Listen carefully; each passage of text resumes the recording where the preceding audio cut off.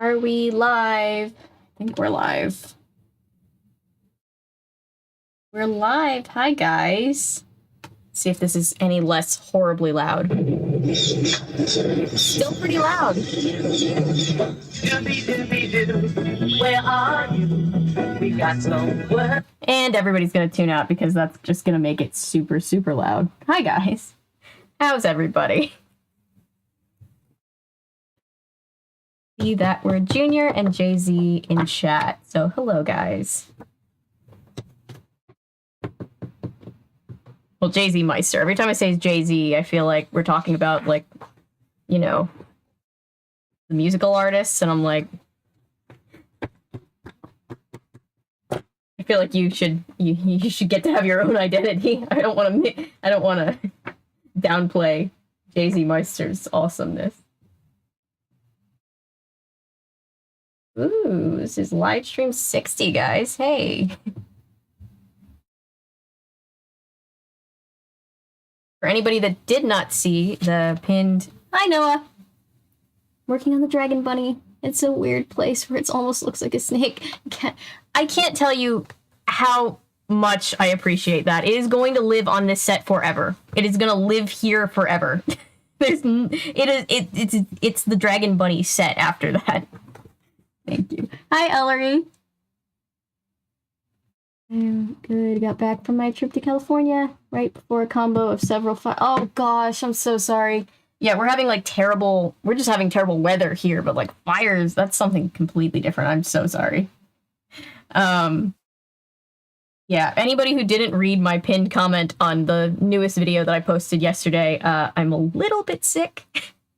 But I just wanted to chill out and hang out because these streams are so chill and I like doing them, and I wanted to read the next Scooby Doo book, and so if I sound a little bit weird, that's why. It's because I just randomly got diagnosed with Lyme disease yesterday, so that was not what I expected out of yesterday.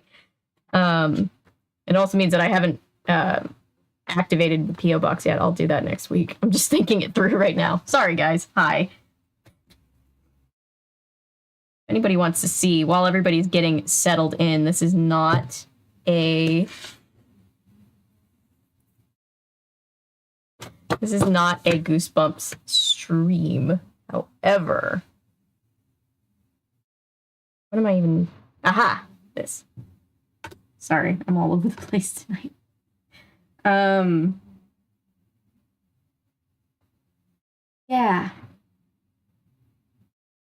Yeah, so I am on a fun little concoction of antibiotics now. That's fun.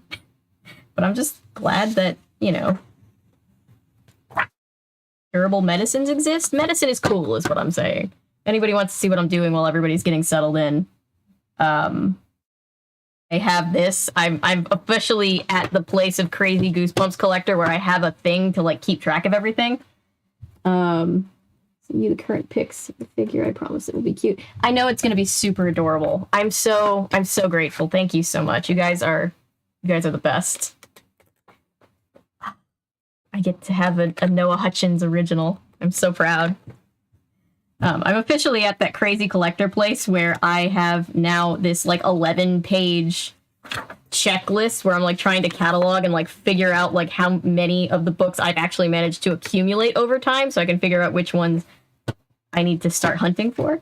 And so that's what I was doing right before I logged on. So you guys want to wait for a second while we give everybody a second to come in, because I'm early. I was a minute early today, and I feel bad starting right on time because I'm never on time, but maybe we can do a little bit of that.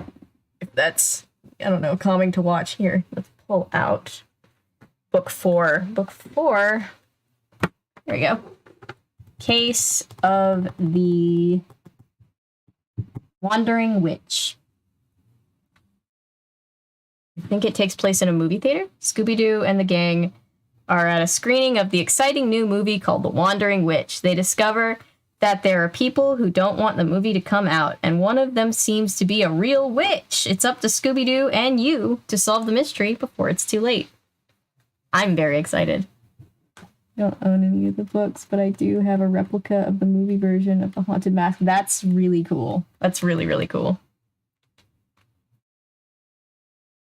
That's super, super cool. Yeah, I basically am just like, I'm one of those, I'm now officially a person who watches children's media and obsesses over media from my childhood. And I have like the barest of bare excuses because I'm like, it's for the channel, knowing damn well that I want to collect all the Goosebumps books, even if the channel didn't exist. But I am planning on reading as many of these as I can get to on stream, so that'll be fun. Oh, I need my little notepad. Hang on, guys. I will be right back as we're getting set up.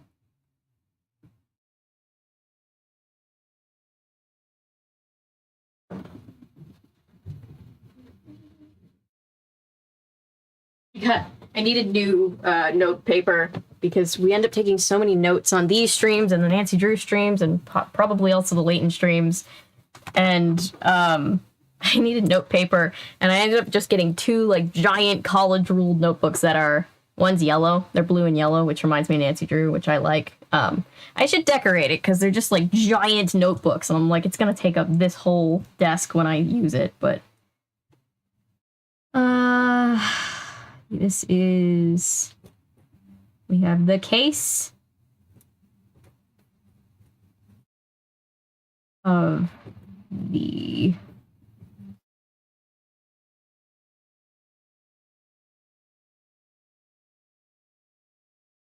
witch. I hate when I get into something that's like 10 plus years old because you can only find it on eBay. It'll be stupid expensive. Yeah, I've been really like proud of myself because I've been my mom is like the queen of shopping, and so I've learned how to find like good deals on most things from her. And I managed to find most of these books that are on this shelf for like just $1 or $2 each, either like, you know, thrift shops things or just like eBay or whatever, like, because a lot of these I like got in bulk where somebody's like, I'll send you a dozen, I have a dozen of these, you can have them for like $10, and it's like, okay, cool. And so that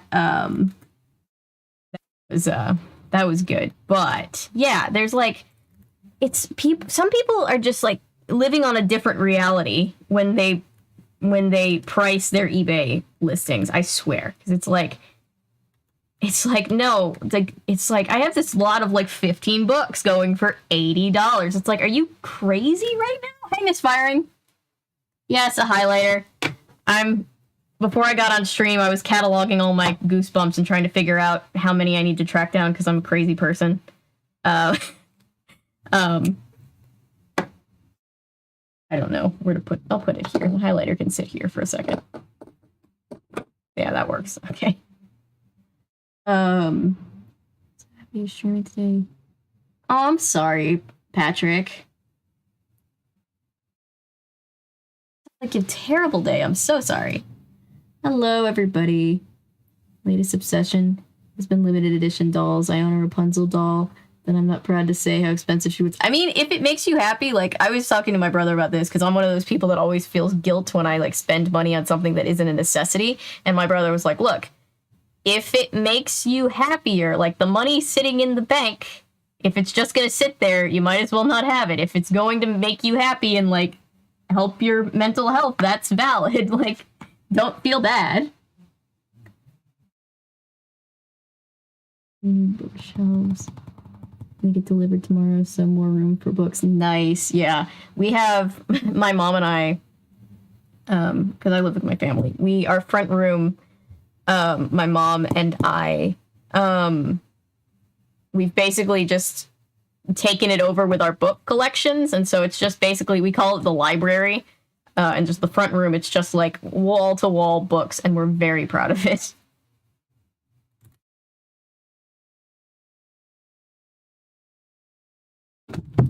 How did that happen? Okay. Alright, it's gonna be like that? Okay. Can't even blame that one on the ghosts. That's just... Can't even blame that one on the tech ghost. That's just me being clumsy.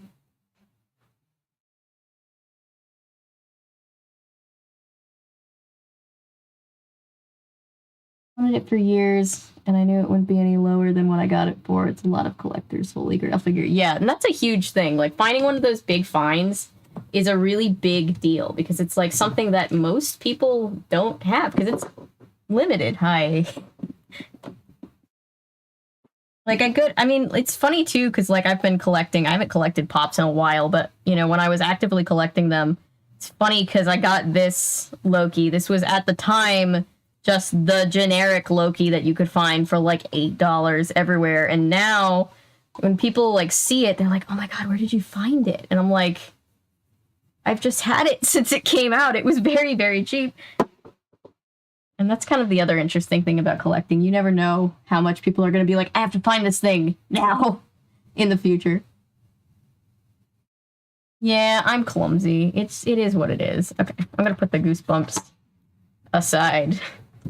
Because I think if everybody clicks on Scooby Doo and sees Goosebumps, they're all going to be like, oh my God. So yes, we have, I don't remember the bad guys from any of these books. I really don't. But I do remember some of the monsters. And like I said yesterday, let me pull it out. Or not yesterday, we didn't stream yesterday. 2 days ago. This one was the first one that we had that I actually remembered the monster. I remembered this image, like it's burned into my brain. The other two I kind of didn't really remember at all. I was like, I'm sure those were there, and I'm sure I read them, but I just didn't remember the monster on the cover. This one is also like that. I remember the monster. And Oswald the Octopus plushie as a kid. I don't know what happened to it, so I checked eBay to see if I could find it. It literally went for up to $200. That is insane. I remember Oswald. Because I still have a PB&J Tutter from Bear in the Big Blue House. And I was watching Kaz Row, and they were like, I have looked everywhere, and I finally found this, and now it's in the place of honor on my set. And I'm like, oh my God, I didn't know that was like a thing. I have one of those. It's in the attic. I still have it.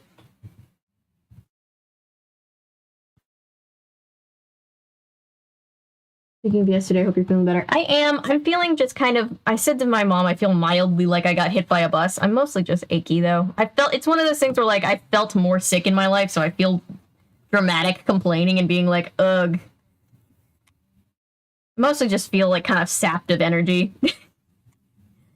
Where do you think we're starting? Ooh, Jake's Place. Am I the only one like getting more and more invested in what restaurants the gang frequents? I'm like, ooh, where are we going? Maybe we'll get Italian food next.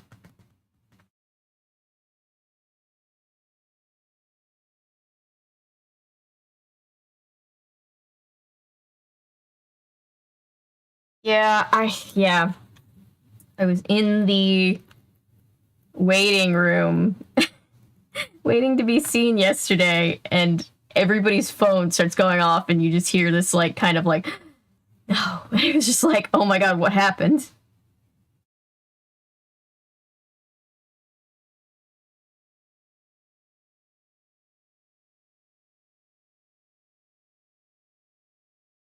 I love the gang. I love the idea that the gang just loves to sit down at restaurants and tell stories of their cases. Yes.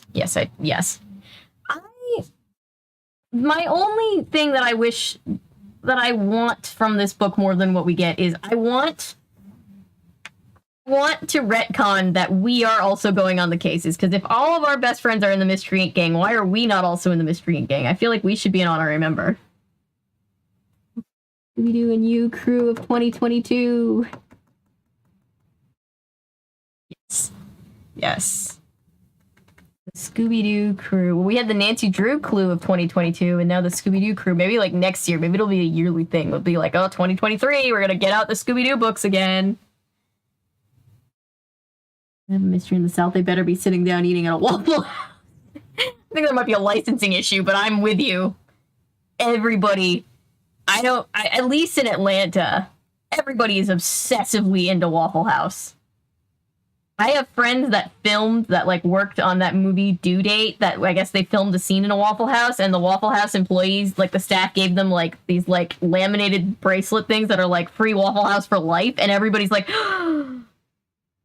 that's like unlimited wealth. You can go to Waffle House for free for life, and I'm like, oh my God. think I've only been like maybe once in my life. I'm not great. Who's the biggest comedy snob? No, I guess it depends on what you mean. I feel like Velma, she's my girl, but I feel like she would definitely like be into only very like intellectual comedy. Like I feel like Velma's into like British comedy. Waffle House isn't even great, but my friends and I would go all the time when we would hang out. Yeah. Yeah. It was like the place where like growing up, like I think I've talked about how like I think most people can relate to this if you grew up in the church. My church at least encouraged not really dating, more like courting, which is it's basically what the Duggars did, and I don't really like taking advice from them, but that's a whole different story. But when people in my church were courting, everybody would go to Waffle House, and I didn't get it. So that's what I think about.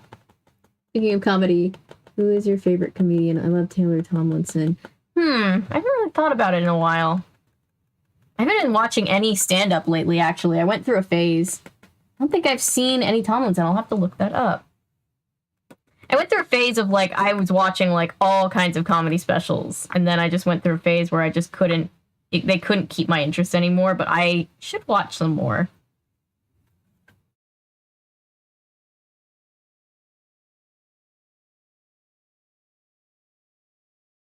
And nowadays, I'm just like, if I favorite comedian, there's a better than good chance that one of them is gonna do something super offensive in their next special. So can't wait to see what happens there.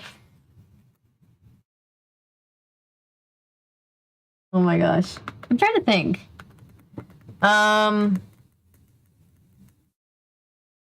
It's really everybody is like, oh, George Carlin is the best, but I do love watching old George Carlin specials.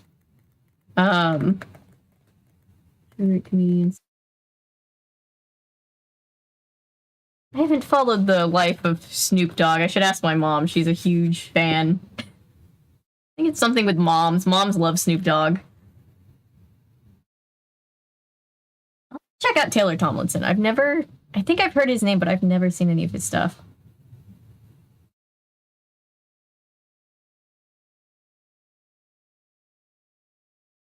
I think the stand-up guys that have made me laugh recently are just the ones, like, sometimes I'll just, like, scroll past somebody on TikTok and, oh, what's his name? Damn it. Every time I want to shout somebody out, I cannot remember their handle. Think about it. I stumbled across this comedian on TikTok, and I was like, I was just laughing really hard at, like, 2 a.m. by myself. Not the case with my own mother. I mean, I guess every mother is different. My mother loves Snoop Dogg. If anybody watched the video where she made the Julia Child onion soup with me, you know that she has a votive candle with Snoop Dogg on it. Taylor Tomlinson material is just so witty and delivery is so specific, but it's hilarious. Yeah, it's all about delivery. I always remember Betty White, rest in peace. I remember seeing an interview with her years ago where somebody asked her, like, what is it, how do you learn how to be funny? And she said, well, or how do you learn, like, what is funny? And she said, well, anything can be funny if you say it, right? And I've, like, always thought about that. Like, you can make anything funny with the right timing. I'm like, that's really true. There's a lot of comedians that don't know that. I'm gonna say it again. Thank you guys for making this series. Like, some of the most popular streams, like, overall, I look at the analytics after I get off stream, and I'm just like, damn, that stream was popular. That stream, like, you guys make it so that these streams are, like, super successful. Not that, like, that's why I, like, make content for, like, the numbers, but it means that I'm not the only one that's into this very obscure thing of Scooby Doo history. And it means that I get to have fun nerding out about something from my childhood. So thank you guys. Yeah. Yeah, these books are great for chat engagement. You can run all kinds of polls. Oh, let's run the poll right away. Hey, Fortnite. Haven't seen you in a while. No! Fortnite! Well, Fortnite only got timed out for 5 seconds. Hang on. I'm gonna yell at Nightbot for a second, because I don't know. I don't know why. I apologize. Nightbot is like... It either is never catching what it needs to, or it's only catching... Or it's catching everything. Oh, Camera, are you in chat right now? Hang on. Oh, this is from old. I was looking at like, oh, who's the top chatter? And it was like Cameron. I was like, oh wait, is Cameron here? Hang on.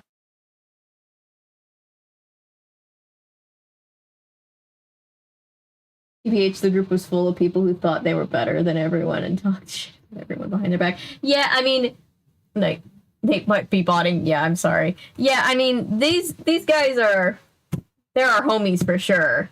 But, like, I feel it's one of those groups where, like, if you're in the group, it's great. If you know the group, but you're outside of the group, it's probably not great. Everybody's probably like, oh my god, I'm so tired of hearing about them chasing down some old banker in a zombie costume from Spirit Halloween. I don't care anymore, you guys. Like, probably all, like, the trust fund kids. Nightbot truly does have a mind of its own. Okay. Let's see. I'm trying to... There's got to be something. I turned off excess caps because that was just giving us way too much trouble. Maybe... Here, I'll turn off repetition for now. Because I think the other thing that I have on, if we have actual, like, spam, it'll be able to catch the bots without having everything on. So we can keep the others up. Okay. Hopefully that'll make it better. But anyway, where is my... There it is. It's like, where's the tab? I've lost the tab.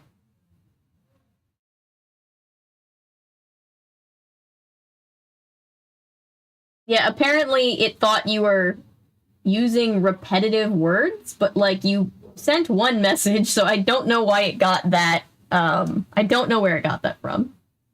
That and we like talking. Yes. Yes, we like talking. Our chat is awesome.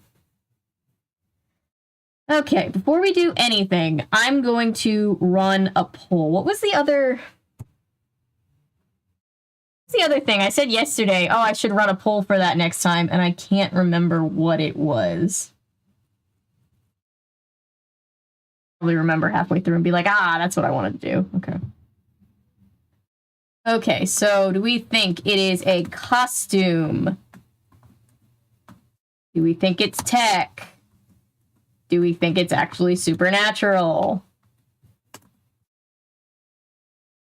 I would say I'm not expecting it to actually be supernatural, but after we had that weird tech thing with the actually bringing a pterodactylus back, anything is possible.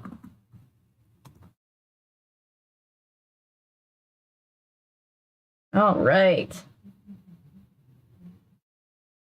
My college theater had an improv group, TBH. The funniest thing, they'd start a skit and it bombed almost immediately, and then somebody would come and literally swipe it away to start a new one. That's funny. Oh, nothing is more painful than watching people bomb at improv. It makes me just want to hide.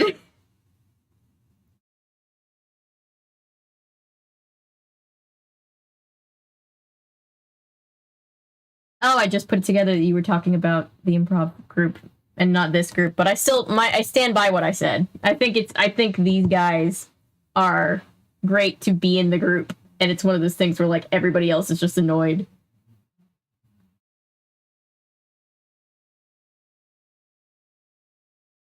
Thanks for being the welcome crew, that word, Junior. It makes it nice. I always forget to welcome people in. I'm truly a terrible streamer. So tired. Tug's bit about saying his name. I get it. He can talk. I know. How is Scooby Doo not? Well, I guess they live in a universe where dogs just talk, right? But, like, you would think Scooby would be more interesting to people if he just walks up and starts talking. Mystery Inc. gang. So we solved another mystery. Everyone they've ever met. Was it capitalism? Mystery Inc. Of course it was capitalism. It's always capitalism. Yeah. There's a video yesterday that said Ben Ravencroft was a reference to Stephen King. I don't like horror stories, but if I did, that would definitely make Witches Ghosts even better. Yeah, I can see that with the glasses and the... Yeah, and Stephen King is from New Hampshire, which I don't know if they're in Massachusetts or like... Yeah, they're in Massachusetts, which like same area. I can see that. That's actually really cool. Zombie Island. Zombie Island is coming up at probably... I'll try to get to it before the end of September, actually, but yes, that's definitely coming up. Scooby Doo and the Reluctant Werewolf. Ooh, I forgot about Reluctant Werewolf. I will make sure I cover that one also. I just need to keep covering more Scooby Doo. Mystery Incorporated confirms Scooby can talk because he's basically an immortal alien. That's fair. Yeah, so why aren't people more just like, hold on, the dog can talk? The dog can talk. Okay. Well, I guess Immortal Alien solves the plot hole in the timeline introduced by pup named Scooby-Doo, where it's like, Scooby-Doo was a puppy when they were little kids, but now they're like almost fully adults, and Scooby-Doo is like, how does this make sense? That's what I always used to ask myself as a kid. Alright, so far we're going out on a limb for Supernatural. Let's say... Let's actually get into the book. Who's ready? I can welcome people that first appear in the live stream. Yeah, new recruits for the the cult of Scooby-Doo. I love it. Okay. I keep meaning to switch out this pen because halfway through every stream it decides to stop writing, but I keep forgetting, so we're just going with it right now. Jurassic Park in the Scooby-Doo universe. Dogs talking isn't really that surprising. True, they've seen weirder shit. If we live in a world where pterodactylists, this is like what I said back when I covered the Lego Backlot game. It's like, hang on, if dinosaurs are real, why are we bothering making movies? Like, how is this not all we're talking about? How is my life not revolving around this? All right, this book was copyright 2000. They basically just shit out a ton of these books from like 2000 to 2002, apparently. Right, we start out at Jake's place. All of our friends are waiting for us. Nice. And characters to be children. Yeah, no, it was definitely a trend of like every cartoon, thing had a cartoon spinoff where they were children. But as a kid, I was very committed to figuring out how this worked in universe. Okay. You walk through the door of Jake's place. The smells of 100 different foods dance in the air. Your stomach starts quietly growling. You start thinking about what you want for lunch. All of a sudden, Fred's voice snaps you out of your food trance. Hey, back here, Fred calls. You see Fred waving at you to join the gang at their table.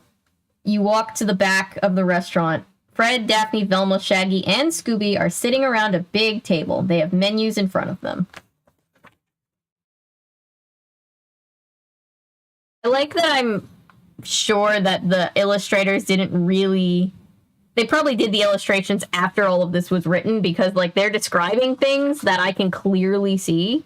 I'm not saying it's a bad thing, I just feel like... Sometimes it feels like the illustrator and the writer just did not communicate. Yeah, so many choices. I'm overwhelmed. New Hocus Pocus 2 trailer. I'm so excited. I'll have to watch that after I get off stream. If I play it on stream, it's gonna yeet me off stream. Otherwise, I would play it now. Daphne smiles. Thanks for coming, she says. I hope you're hungry. The restaurant is famous for its extremely large portions, Velma explains, and something else a little unusual. I mean, that's just American portions. They're ridiculous. We don't talk about him. He shall not be named. Oh, I don't hate the member who shall not be named as much as other people, but maybe if I start covering episodes with member number 6, I'll change my mind again. Like what, you ask? You hear a cart with a squeaky wheel burst through the kitchen doors. Who wants a roll? The man shouted at the cart. Hot rolls coming at you. Who wants a roll? People all over the restaurant raised their hands. The man starts tossing rolls to the customers. Interesting business model. Like, I could use a little before lunch snack, Shaggy says. How about you, Scooby Doo? Rubet, Scooby says. He raises a paw into the air. Shaggy raises his hand. Scooby raises another paw. Shaggy raises his other hand. Scooby then raises his tail. No fair, Scoob, complained Shaggy. The man behind the cart sees Shaggy and Scooby and tosses 5 rolls in their direction. Shaggy and Scooby catch the rolls and then quickly drop them on the table. What's the matter, Shaggy? Daphne asked. Can't handle a few little dinner rolls? Man, these things aren't rolls, Shaggy said. They're more like fireballs, right, Scoob? Scooby's too busy gobbling up his 3 rolls to pay attention to Shaggy. The way you dropped those rolls, Shaggy, reminds me of something else you dropped, Velma says. Ooh, Velma's always with the pivot. It's a Daphne's got her first turn that we've seen to do the clue keeping. Yay. What do you mean, Velma? Shaggy asked. She means the magic witch's ball you dropped during our last mystery, Fred adds. You see, like, wouldn't it be annoying if this was the conversation that keeps getting brought up in parties? I feel like it would be. Hey, Late Late Horror Show. Zoinks! Wait, I have a sound effect. Zoinks! Yeah. I have the zoink sound effect. It makes me very happy.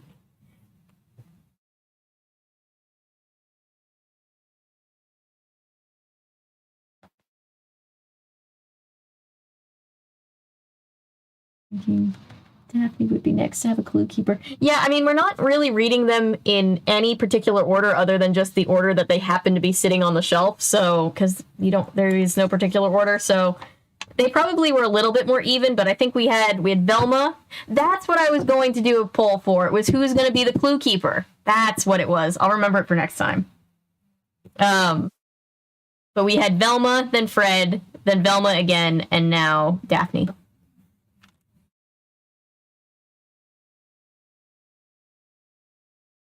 Like, why'd you have to bring that up, man? Shaggy says. Just thinking about it gives me the creeps. It was kind of creepy. It was kind of a creepy mystery, Daphne agrees. And a pretty tough one to solve, too. I'll bet you would have been able to solve it without any problem, says Velma.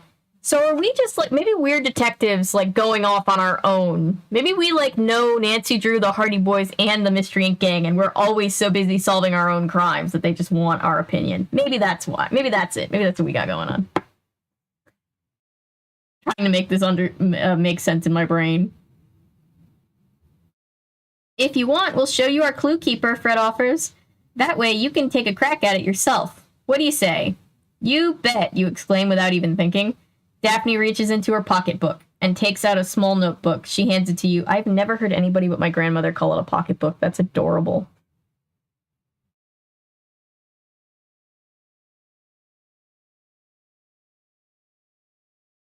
That's as good as explanation as any, yeah. Oh, thank you, Fortnite. I need to cover a lot more R.L. Stine, and there are going to be streams where I read through some of the R.L. Stine books that I've collected. But yeah, I love Goosebumps. I love R.L. Stine. So, the universe of these specific books, the reader is just the one friend who never gets to actually be part of things, but the friend wants to make sure they feel included. Here we go, being told about the mystery that we were there with them to solve. Yeah, that's the other thing. Is like me. Yeah, it's almost like I almost feel like we were there. It feels like we were there because they take such good clue keeper notes. Now, I'm going to go with we ourselves are just like a fantastic detective who we would be going with them, but we're too busy on our own stuff. And like we're friends with like all the teen detectives in this universe. That's what makes sense, I guess. Where am I? That way you can take a crack at it yourself. What do you say? You bet, you exclaim without even thinking. Daphne reaches into her pocketbook and takes out a small notebook. She hands it to you. It was my turn to put everything that happened in the clue keeper, Daphne explains, and I took some pretty good notes. Everything you need to know is in there. They all think they take the best notes. Remember, when you see suspect eyes, you've just met a suspect. And a flashlight tells you that you've just found a clue, continues Fred. After every entry, we'll ask you some questions to help you along. Don't cut her off, Fred. Come on. Come on, man. So keep your own clue keeper and a pencil handy. I have a purple pen. Velma says, and good luck solving the case of the wandering witch. All right.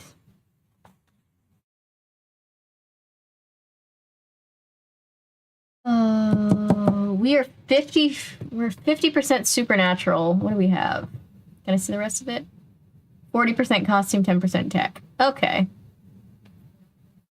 Remember that there was a Scooby Doo Johnny Bravo crossover episode. Remember it. I remember it. That just unlocked a memory. Thank you for saying that. Okay. Here we go. Clue Keeper entry number 1. Let the 4th round begin. Yep, so far we've got a great record. 3 for 3. Let's keep going.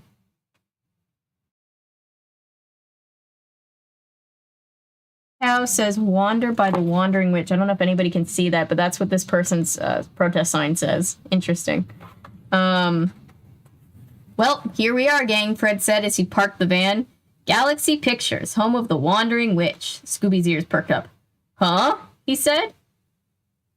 He didn't say it with an R at the beginning. How dare you, Scooby? Like, did you say witch? Shaggy asked, as in black pointy hat and broomstick? I guess so, Fred replied.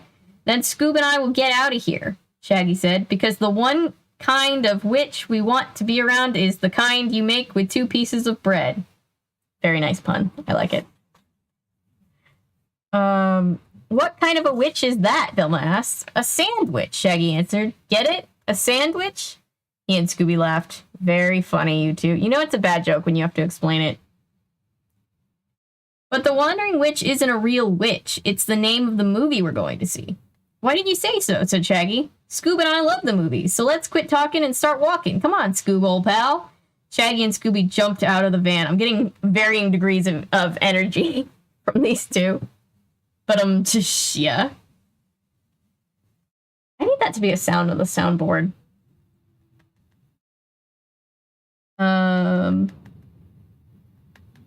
Shaggy and Scooby jumped out of the van. Fred, Velma, and I followed. Boy, we're lucky your uncle could get us these tickets, Daff, Fred said. I know, I replied.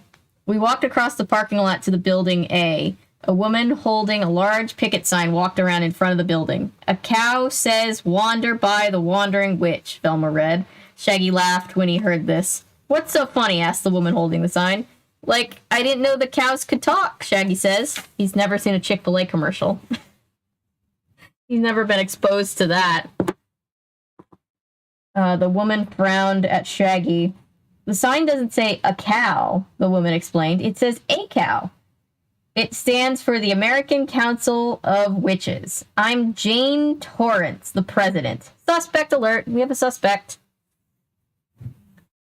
Oh my gosh. Why are you picketing out here? I asked. A cow is planning a boycott of the movie, Jane replied. She spells Jane. We have a Jane, guys. We have a Jane. I don't want to alarm anybody, but we have a Jane sighting. We have a Jane sighting. If Jane is the culprit in this one, too, I'm going to laugh. I'm going to lose my mind. Impossible, though. After all, dogs can talk in the universe. Yeah. Way to be pedantic at the wrong time, Shaggy. Shaggy and Scooby couldn't help but giggle. I gave them a sharp look to remind them to behave. Daphne's kind of a mom friend. Jane continued, the members of my organization are extremely angry about the way the witches are portrayed. So you're the one sending me all those emails, said a man who had quietly joined us. It's nice to finally meet you in person. Jane looked puzzled. I'm Bucky Lowell, the director, the man said, and you must be Jane Torrance from that witches group. Thanks for coming to the sneak preview. Now maybe you'll see you've got nothing to complain about. I don't like this guy's energy that much. Emails.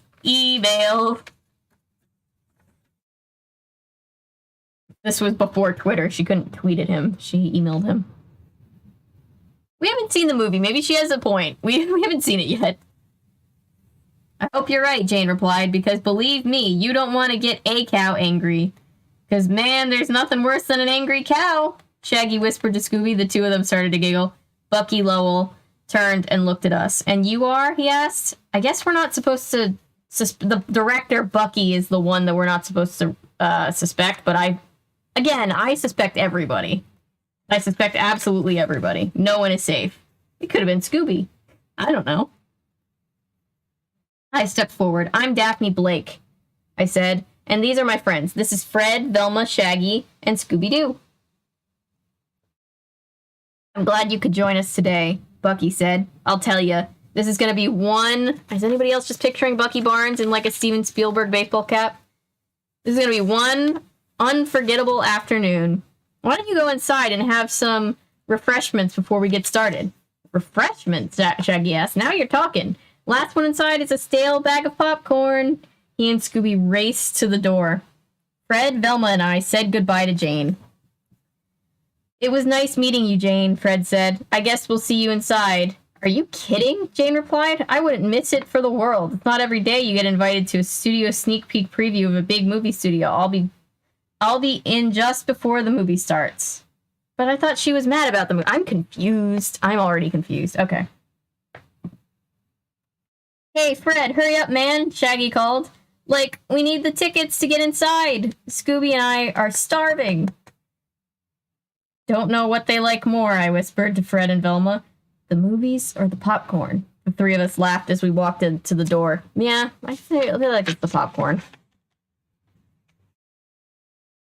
They expect us to believe that the gang isn't famous. They go around solving countless mysteries. How do people not know who they are? I think about this every single time there's any show with a detective. It's like, how many crimes can an armchair detective solve before they're just internet famous, right? I think it's because all of these, like, detective story things were all come from a time before social media. Like, I want to see a modern armchair detective who's, like, an old grandmother at heart, but she's internet famous. Like, alright, this is Shaggy's mystery-solving tips. Like, did you catch the suspect eyes in this entry? Dan, they sure give me the creeps every time I see them. But they also tip you off to a suspect. Get your clue keeper out and answer these questions. What is the suspect's name? What does she do? Why is she at Galaxy Pictures on that afternoon? Now grab yourself a hot roll if you can and get ready for the next clue keeper entry. Oh, well, at least he's gonna share a roll with me. That's nice. Thanks, Shag. Supernatural is getting higher up there. Let's see. Okay, so what does she do? She's a representative, but, like, is that her job? Members of my organization. Her name is Jane. What's her last name?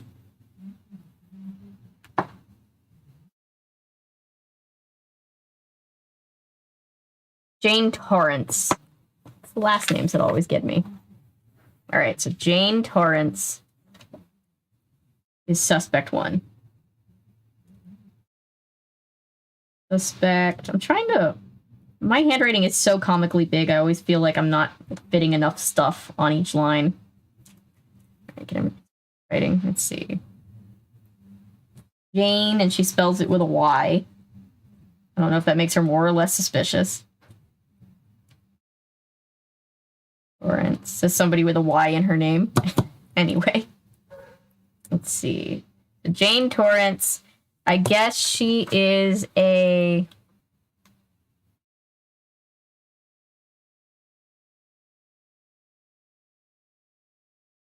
She's the president of American Council of Witches. Actually kind of badass. Sorry, Loki. All right, Loki's gonna sit over here where he can't be named.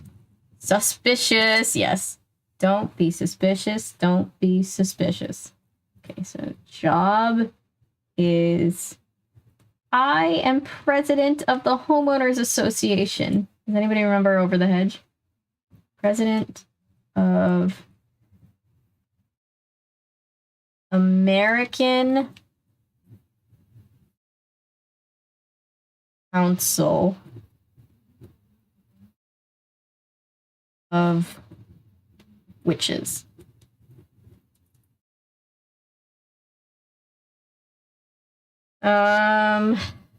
We didn't get what could her motive be. Our question was actually Why is she at Galaxy Pictures on that afternoon? I guess she was invited, right? The director was like, hey, come see the movie. The TikTok, wasn't it? Yeah, it started on Parks and Rec, and then that sound became a TikTok thing. Don't be suspicious. Don't be suspicious. I'm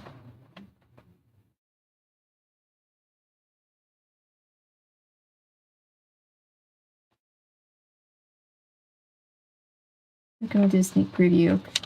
So she wants to see if the movie is as bad as she thinks it's gonna be. I think that's why most of us watch movies.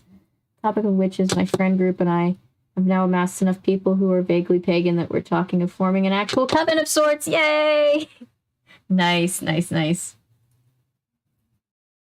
No, I guess we're supposed to, like, think this person is weird for, like, being a witch and being offended by the way witches are portrayed. But witches never get portrayed well in media.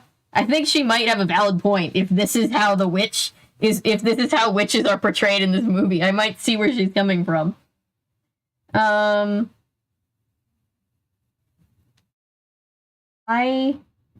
is she there? She was...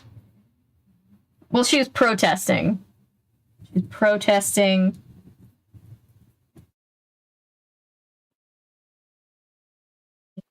It is kind of funny that she's protesting when she's been, like, invited to be like, see, watch how bad it isn't. Like, give us a chance. And she's like, all right, I'll give you a chance, but I'm going to go out there and protest all the while. Girl boss energy. Protesting and plans to see the review of the movie.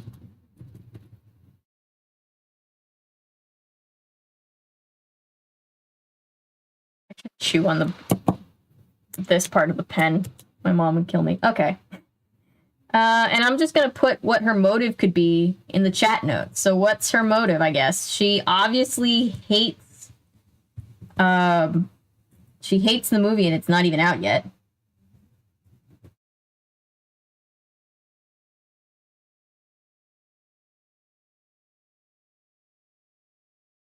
If the twist is that it's real magic bringing this witch back to life, and it's a Eleanor Ravencroft thing. That was her name, right? It was Eleanor Ravencroft in The Witch's Ghost. That's gonna be funny. Because if they didn't do that, because at this point they were like, we can't say that the magic is real, like 2 years later they're gonna say it anyway, so that's kind of funny. Real magic, yeah. Do we have any chat notes? Chat, are we ready to move on? Sarah Ravencroft, yes. As soon as I said Eleanor, I was like, that's not right. Eleanor was the, I'm thinking of Eleanor Penvillin from Nancy Drew Curse of Blackmore Manor.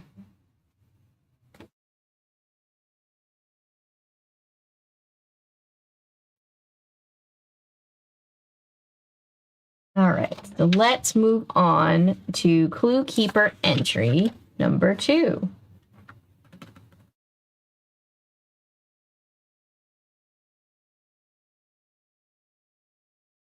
Say this is her motive, potentially. That just, okay. No, that just made me think of the Wizards of Waverly Place movie, where it was promoted with Selena Gomez covering that song. That's what I thought about. Moving on. An undoubtedly emotional time. Yeah. All right, let's see. We walked through the doors and into the building. Or, we walked through the doors and into building A. Zoinks! Yes, I'm going to use it every time. That's what I was thinking of when I seen it. Okay, because everybody's like, ugh, you're such a millennial, like, that's what you think. That song is, like, older. I'm like, I know, but that's what I think about. That's what I think. That's my core memory associated with that song, so I'm glad we're on the same page. All right. Shaggy exclaimed, "That's one scary-looking witch." He pointed to a mannequin dressed like a witch that was just inside the door of the screening room. Side anecdote. I think I missed your comment. Hang on, let me go back.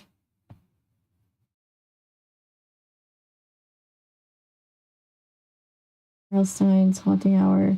Yes, Haunting Hour. I'm working towards it.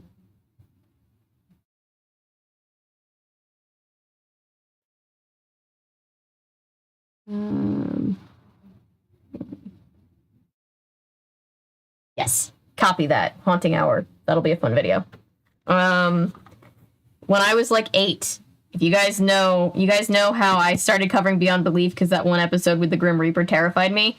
When I was 8-ish, I walked into a Spirit Halloween with my mom and my grandmother, and they had a huge display, like 8-foot Grim Reaper, and I was so scared that I dug my heels in and didn't even want to walk past it, which is kind of funny. You know we're invested when there's side anecdotes on regular anecdotes. Yeah, sorry about that. It's just the way my brain works. We walked back to the lobby. It looked like a regular movie theater. The walls were lined with big posters for other movies. And off to one side, there was an enormous stand. Man, oh man, gasped Shaggy. Like, you three enjoy the movie. Scoob and I will meet you afterwards over there. Shaggy started walking over to the food concession stand. Oh, suspect alert. Okay. Hold on, Shaggy, Fred said. We're all going to see the movie together. Don't bother, a strange voice behind us said. We all turned and saw a woman dressed in gray and black. We might get a lady bad guy this time. I'm so excited. Hey, Laser. Fine. I overslept today, too. You're Bonnie LaRue, Velma exclaimed, the famous screenwriter. Ooh, Bonnie LaRue is such a cool name. Famous? I don't know about that, the woman answered. In my mind, she's got Hilda Swenson's voice from Nancy Drew, Danger on Deception Island. Famous? I don't know about that, the woman answered. I am the screenwriter, but between you and me, I don't want any credit for this film. Been there. Now, Bonnie, Bucky Lowell said as he walked by. Don't despair. The film's terrific. There's nothing terrific about it, Bonnie said angrily. You took my script and ruined it by changing almost every line. See? Bonnie held up a thick script and waved it at Bucky. The new lines I wrote us aren't changes, Bucky said. They're improvements. They're changes. That's changes. And you just said changes in a more insulting way. Just take my name off the credits, Bonnie replied. The movie you made is not the same movie I wrote. She threw her script on the ground. But you're the hottest screenwriter in town, Bucky complained. If we take your name off, people may not want to come to see the film. That'll be fine by me, she said. Bonnie turned and walked away angrily. Fred bent down and picked up the script. Bucky, why are there so many colored pages in this script? He asked. Every time we make changes in the script, we print the changes on colored paper so everyone knows which lines are new. That is a thing that they do.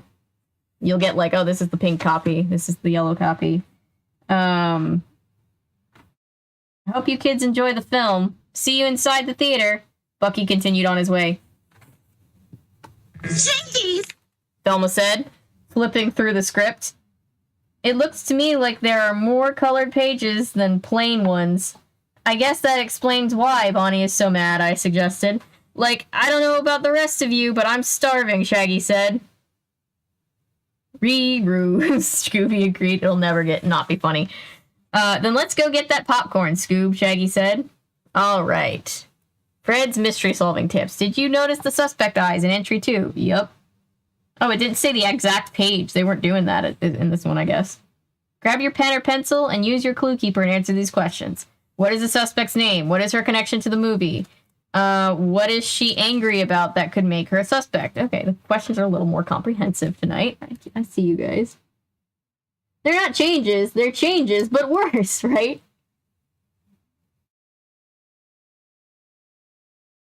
Haunting Hour. Was there an episode in which a diary would predict how its owner would die? Maybe not Haunting Hour, but I think there was something Arlstein related. There's a... Wait, that sounds so familiar, but am I mixing it up with Say Cheese and Die with the camera that predicts somebody's gonna die? That's what I'm asking myself.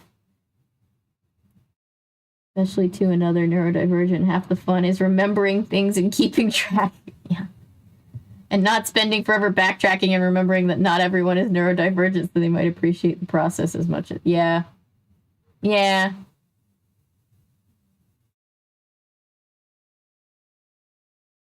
Yeah, I feel that.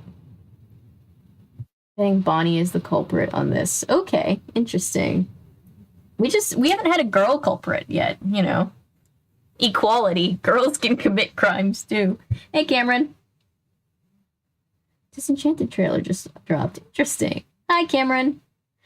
So they're at a movie theater. They're there for a special screening. So far, we've met a protester who's a real-life witch who doesn't like the way witches are being depicted in the movie, and we've met the screenwriter who's mad that all of her script got changed. Fun side note, I once got a comment on the Mom's Got a Date with a Vampire video from somebody claiming to be one of the script writers for that and just, like, venting about how they changed it. And I have no idea if that person actually was, but I just found that interesting.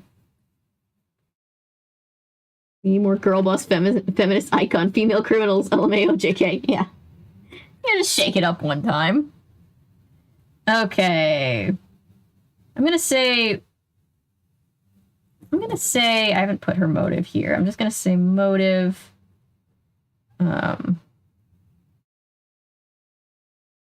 B. Possibly. Do you think in this universe where we're friends with all of these teen detectives, we're also friends with Kim Possible and are unstoppable? Okay, suspect 2. Her name is Bonnie I would say Bonnie McDuff. I feel like that's wrong. I'm always forgetting the last name.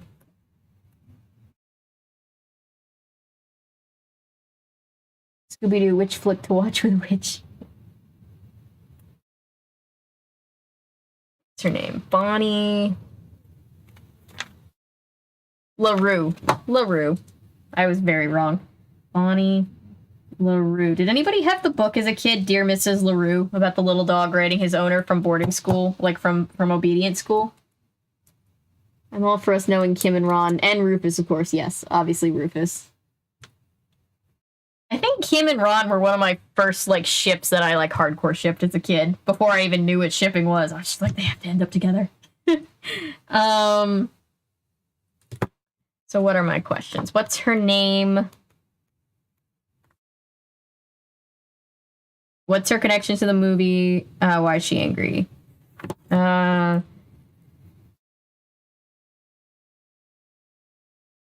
Connection...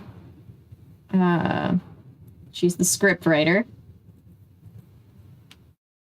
Script writers, they just sit around and write and then send off the script, and then the people making the movie say, thanks, we hate it, and then they change it, and then they have to go through the whole process all over again. I feel that, Laser. I'm not a morning person at all. It's kind of pathetic how much of a not morning person I am. Why upset? I take bad notes. Director.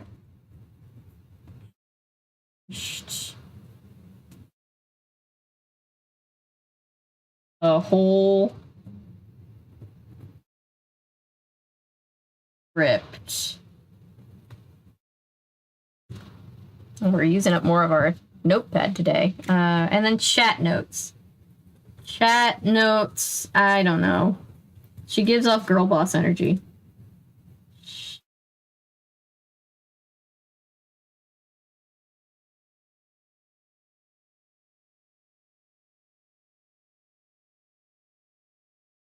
Girl boss energy. Yes, that is a valid note. No, I'm not going to question it. Okay. I like to think Kim Possible was kidnapped by Russia and trained as a spy assassin. She then escaped and took on the identity Natasha Romanoff. She befriended Clint because he reminded her of Ron. I love it. Nip for a bit, might miss the rest of the stream, not sure. That's cool. Thanks for saying hi, Cameron. All right. Ooh, we've got costume and supernatural, like, neck and neck for this one.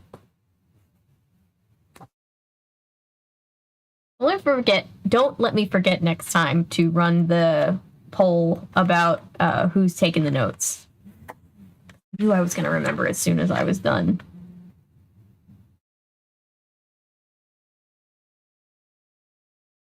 All right. Ready for more? Then read on. Fred is so optimistic. I can't stay mad at him. I used to hate Fred growing up, and now I'm just like, he's a sweetie. He's got golden retriever energy.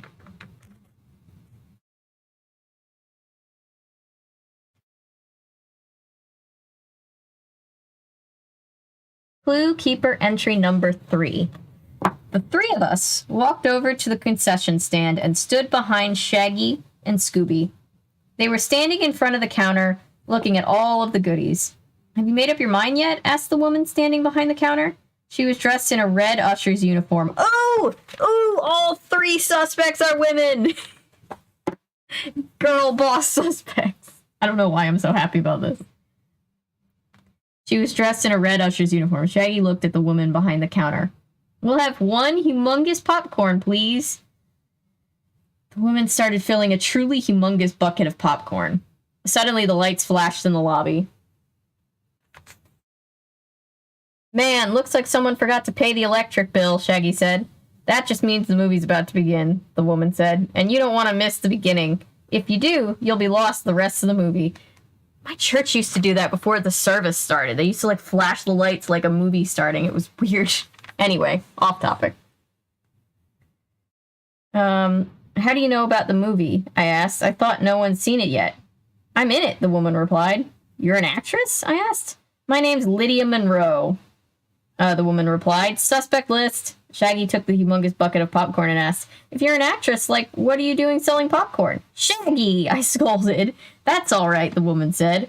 I really should have said I was in the movie. I'm working here so I can pay my bills. My part was the first thing Bucky cut. He felt my character didn't fit into the story. Oof, been there.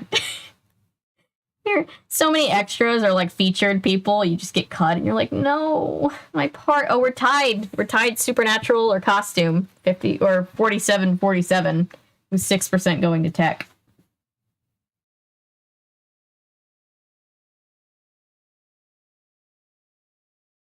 I'm sorry to hear that, Fred said. Thanks, she said, but I really hope the only person who's gonna be sorry is Bucky Lowell. I gave up a major role in another, movie to be in this one, but when Bucky cut my part, it was too late for me to get anything else. I hope this movie ruins Bucky's career the way he ruined mine. I'm just picturing Bucky Barnes. I know that's not what the director looks like, but I'm picturing Bucky Barnes. The lights flashed again. You'd better hurry inside, Lydia said. This may be your only chance to ever see the movie. She put a closed sign on top of the counter and walked to the far end of the concession stand. Let's go, Fred said. We hurried out of the lobby and into the movie theater. There couldn't have been more than 10 rows of seats, and almost every single one was full. A narrow aisle divided the theater in half. Up at the front, a big red curtain hung in front of the movie screen. We couldn't find 5 seats together, but Velma found 2 seats up front and 3 off to the side in the back. Like, Scooby and I'll sit up front, Shaggy said. Best seats in the house. Come on, Scoob. Let's open the lunch we brought from home. Sandwiches go great with popcorn. Okay. Just be careful, you two, Velma called, and don't cause any trouble. She knows. Velma knows what's up. The cup of the one time I was an extra. I was behind someone way taller than me and I couldn't be seen at all. Story of my life. Editing that clip from Darkest Minds into the newest video is so funny because to this day, I'm genuinely not sure if you could see me in that shot or not. It's like so far in the back and blurry, I'm like, that might be me, but I don't even know. I don't remember. It was like 5 years ago. Like, we're in a movie theater, Velma, Shaggy said. What trouble could we possibly cause? We don't want to find out, I replied with a smile. True. Alright, I hope you notice this is Velma's mystery solving tips. I hope you noticed the suspect's eyes in entry 3. They tipped you off about the third suspect. Get your pen or pencil and open up your clue keeper. I've got some questions to help you organize your notes. What is the suspect's name? What is she doing in the movie theater? What happened to her that could make her a possible suspect? Now that you've met your final suspect, you're ready to see what happened during the sneak preview of The Wandering Witch. Let's just go over here. I'm just gonna skip over to this one. Let's see. Suspect number 3.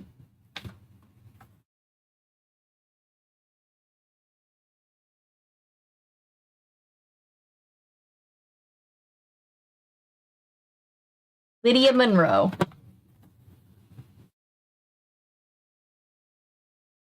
Now I'm just thinking of Lydia from Beetlejuice. Watched that movie the other day. Like getting into the spooky season thing early. What am I doing? Suspect. Okay, why is she in the theater? Why is she there? She sells popcorn, not by the seashore, and they're not seashells.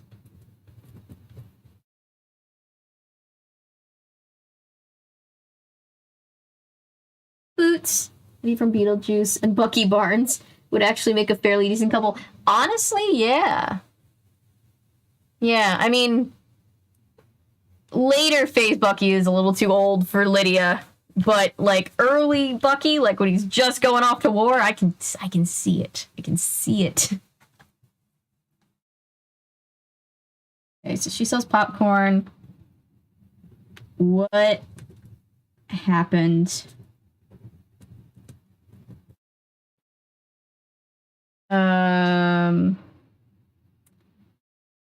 He got cut from the movie.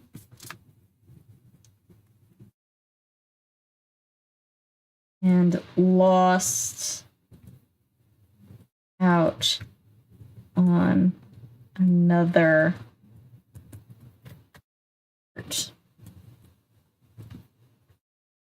chat notes. I don't know if there's a chat notes. This is just Avery's notes. She's got the strongest motive, in my opinion. Back, what did I miss? So we met the third suspect. She was an actress that got cut from the movie, and now she's, like, really salty about it, and so she's real suspicious. Like, I'm real suspicious.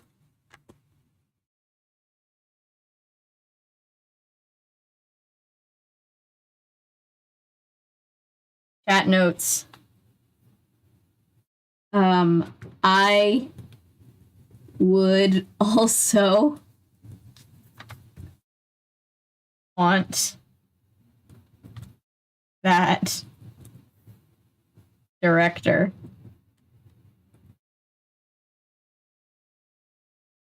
nothing's worse than being cut. I mean, there are, but like, it sucks when you get cut from something after you already like worked so hard on it.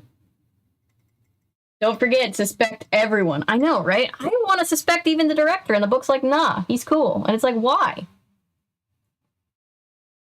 I guess I'm supposed to assume that he would never sabotage his own movie, but, like, he would. In real life, there's totally reasons why you would tank your own movie. I can't think of what they are right now, but I'm sure they exist. Exactly what he wants you to think. Okay. I'm starting to get a little, like, what do you call it? Like a little callous from writing. It's really funny. Taking too many clue keeper notes, I guess. Okay. All right, who's ready to see what happened at the sneak preview? I feel like we're going to see our witch for the first time. There we go. I can see it better now. All right, I'm going to close the poll. I'm going to close the poll and start the poll of who do we think the bad guy is. The bad guy who's a girl this time. I don't know why I'm so entertained by this thought. Alright, so Supernatural did win the poll. I personally say it's a costume. Just because they made all of the suspects female when we're supposed to think that the monster's female, which feels... Why did I hold it up to this camera? Well, you guys can see through this camera. Anyway. I feel like that's what they're gonna do, but there was real witches canonized, is that a word? In the Scooby Doo franchise, like 2 years after this. Okay. So let's run another poll. Let's say... Who's...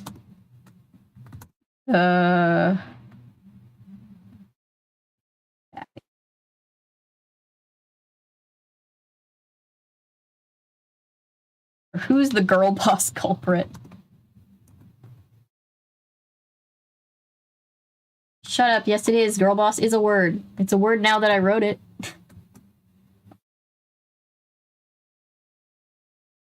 I'm fighting with my autocorrect. Okay, do we think it's... Let's just say, for lack of a better...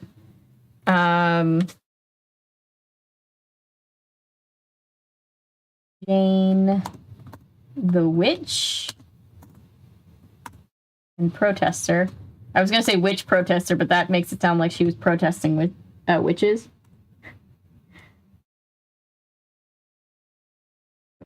Then we have Bonnie, the salty script writer. And then we have Lydia.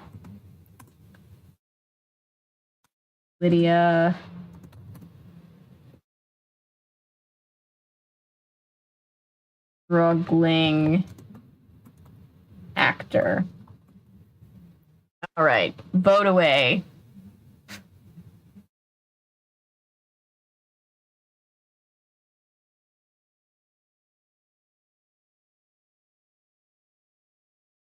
All right, let's see here. There we go. Close it in here so that I can actually read the comments. All right, let's see what happened in this screening. Clue Keeper entry 4. Shaggy and Scooby walked down the aisle. Dun, dun, dun, dun, not that aisle. To the front of the theater. Fred, Velma, and I sat down in 3 empty seats back of them. Bucky Lowell stood on the small stage in front of the screen. Everyone stopped talking and looked up at Bucky. The only sound in the whole movie theater came from up front. It was the sound of munching. Shaggy and Scooby looked up and saw Bucky looking at them. Like, sorry, man, Shaggy said. Shaggy stopped eating his sandwich and put the popcorn bucket on the floor. Bucky looked back at the audience. He's like, these fucking kids. Random guess time. Yeah, so far it's a random guess because we don't have any clues. Ooh, but look at this. Witch sighting. Witch sighting. Still think it would be hilarious if one day all the suspects turn out to be guilty and are working together. It may have happened in one of the shows at some point, but I don't remember. Yeah, I feel like that should have happened after like 50 years of Scooby Doo, but I can't remember. I'll have to look it up. Thank you for coming this afternoon, Bucky began. Sit back, relax, and enjoy this special sneak preview of The Wandering Witch. So are they watching the full movie, or are they watching a sneak... Like, is it a sneak preview like they're watching the full movie beforehand? I've done that, but, like... Sneak preview almost makes it sound like they're only seeing, like, part of the movie. I don't know. Everyone applauded as Bucky returned to his seat. The lights in the theater dimmed as the big red curtain slowly parted, revealing the movie screen. Just as the movie started, a big puff of smoke filled the center aisle. When it cleared, we all saw someone standing in front of the movie screen. It was a witch. Angrily, Bucky walked down the aisle. Come no further. Dun, dun, dun, dun. Sorry. Come no further, the witch warned, or I'll light you up like this movie screen. She's talkative. She talks. Have any of the monsters talked to us yet? I don't think so. Bad guys. Bucky replied, I dare you. Let this be a lesson to all of you, the witch screamed. She reached into her sleeve and threw something right at Bucky. It exploded into a puff of smoke. When the smoke cleared, everyone gasped. Shaggy shouted. Like, his face is glowing! It was true. Bucky Lowell's face and body seemed to be glowing in the dark. Why aren't we getting an illustration of that? Heed my warning, the witch hissed at the rest of us. And leave while you still have the chance. The witch's cackle filled the theater. I wish Maddie was here to do her witch's cackle. Smoke filled the stage again. When the smoke had cleared, the witch was gone, and so was Bucky Lowell. Quick, let's get out of here! It's a kidnapping! It's a kidnapping! Quick, let's get out of here, Quick, let's get out of here, Scoob! Shaggy cried. He and Scooby jumped up from their seats. Everyone else in the theater also jumped up and ran towards the door. Excuse me. Ugh. It looks like we've got a real mystery on our hands, Fred said to Velma and me. Time to get to work. That was almost the famous line. Fred. In the Cyber Chase movie. Yeah. Some of them have talked in some of the, like, shows and movies. I just mean in these first 3 books. I don't think the first 3 pterodactyl witches or wrestlers, ghosts, or the, what was the doughy creature? I don't think any of them talked. Okay. Alright, so Mr. Director is missing. Sound the alarm. Poor guy. Do we think he's in on it, or do we think he's actually being kidnapped? Because the last time somebody was kidnapped, they were in on it. Pterodactyl witches would make a good name for a band. Yes. Pterodactyl witches. I'm going to write it here.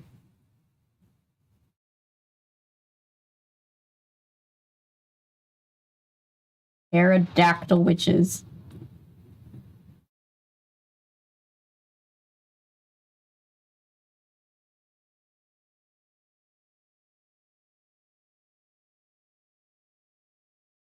Sorry. Clue Keeper entry 5. So Scooby and Shaggy just dip. They're like, bye. Before we could look for clues, the first thing we had to do was find Shaggy and Scooby.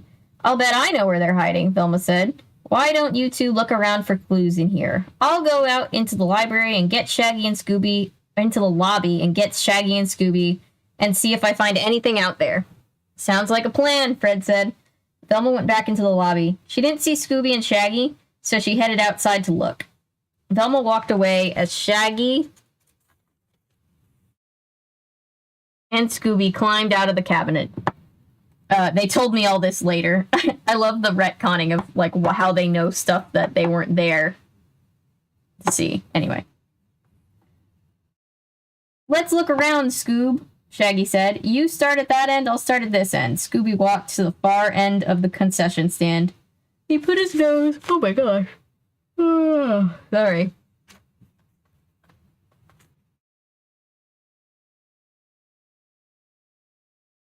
Ah. There we go. He put his nose to the ground and slowly started sniffing around for clues. Shaggy walked to the other end and got down on his hands and knees.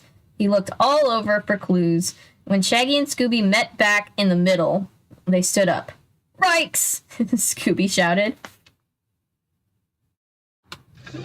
Yes, I'm gonna use it every single time. Exclaimed Shaggy. The witch was standing on the other side of the counter. Do you have any witch's treats? She asked with a cackle. I can't do the witch's cackle like Maddie could do it. Scooby jumped into Shaggy's arms.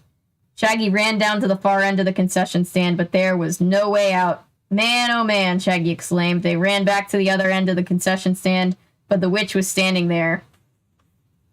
As they ran back, Shaggy and Scooby jumped back into the cabinet and closed the door. A few moments later, Velma opened the cabinet. Enough clowning around, you two, Velma scolded. We'll never solve this mystery if you keep acting like this.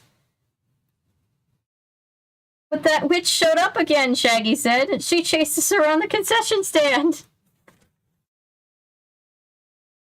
We're about to find a clue. Then where is she? Velma asked. Velma asked, looking around. We don't know, Shaggy replied, but maybe we'd better go find Fred and Daphne before she comes back. Since we didn't find any clues, we may as well, Velma said. Velma turned and walked back to the movie theater door. Shaggy and Scooby climbed out of the closet. As they walked out of the concession stand, oh my god. Oh. Sorry. The thing where, like, I'm, like, sleepy from being kind of under the weather. Anyway. Shaggy and Scooby climbed out of the closet again. As they walked out of the concession stand, Shaggy noticed something on the floor. Hey, Velma, Shaggy called. You dropped something. He picked it up and ran over to Velma. This is a ticket to get into the movie. The movie theater for a sneak preview, Velma said. I'll bet the witch dropped it when she was chasing you. Let's show it to Fred and Daphne. Velma walked back into the movie theater. Shaggy and Scooby stopped to look at another big witch mannequin standing in the lobby. You know, Scoob, Shaggy said, she's not really so scary. Suddenly, Shaggy and Scooby heard the witch's cackle. Twice in one chapter. Let's get out of here, Shaggy exclaimed.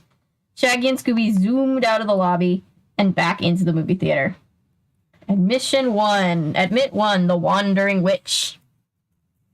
Very nice, very nice, very nice. Okay. Oh, we have Velma's mystery solving tips again. They're like, just let Velma help them. Velma's the best. Scooby found an interesting clue. Did you find it too? Great. Now open your clue keeper. Did you find it too? Now open your clue keeper and answer these questions about it. You'll be well on your way to solving this mystery. What clue did you find in the entry? What did you think the clue has to do with the witch? Which of the suspects could have dropped this clue? Okay. Clue 1 is a movie.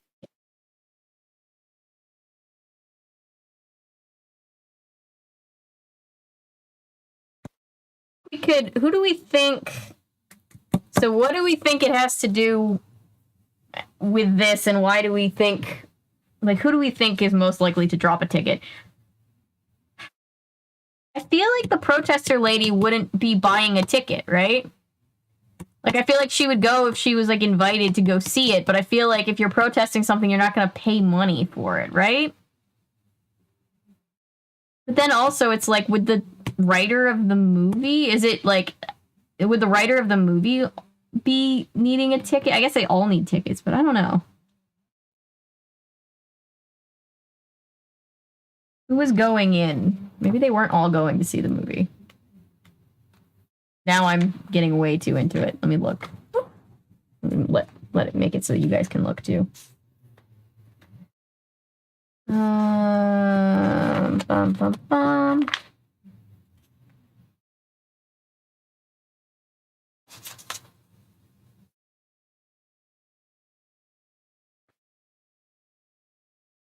How many color pages in the script?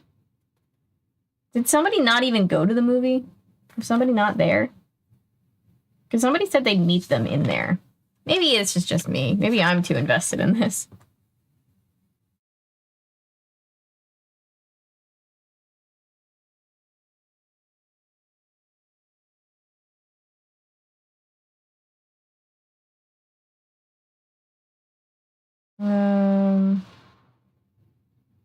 Also, this girl, I know she worked on the movie, but she had only a tiny part, and she seemed to know, like, a lot about the whole movie, so maybe it's meant to be her? Like, I don't know. I don't know who to suspect from this one. My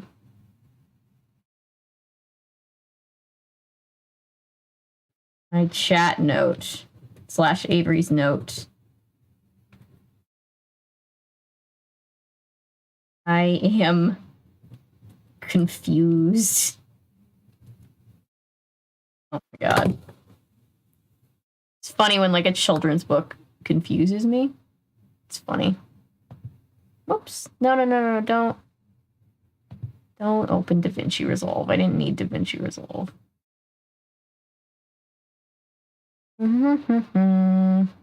Okay. Let's just keep moving.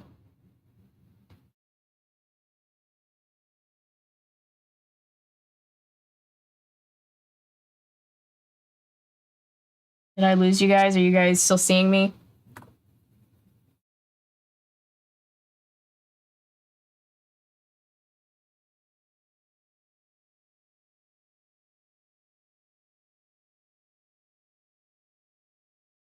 No, I'm still good.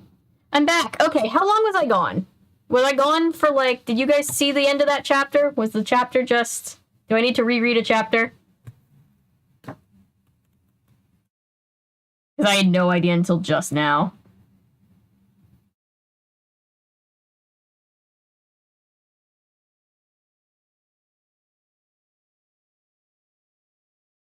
Hopefully it cut out after I was done reading that chapter so nobody missed anything.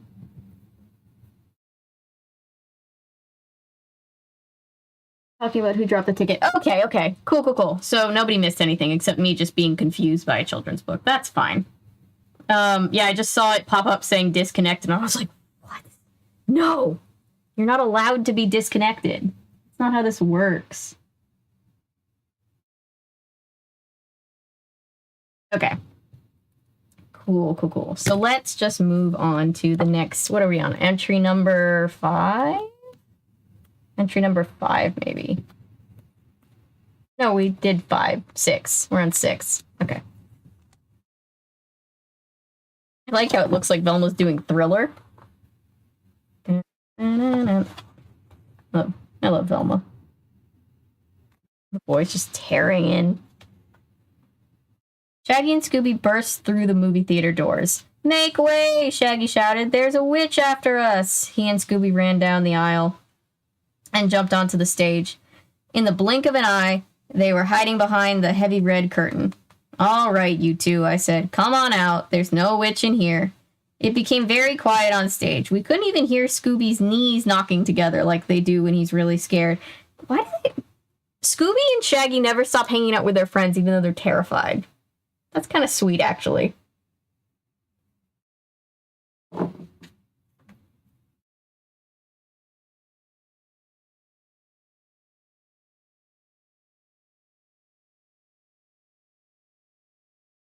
Something's up, Fred said. Come on.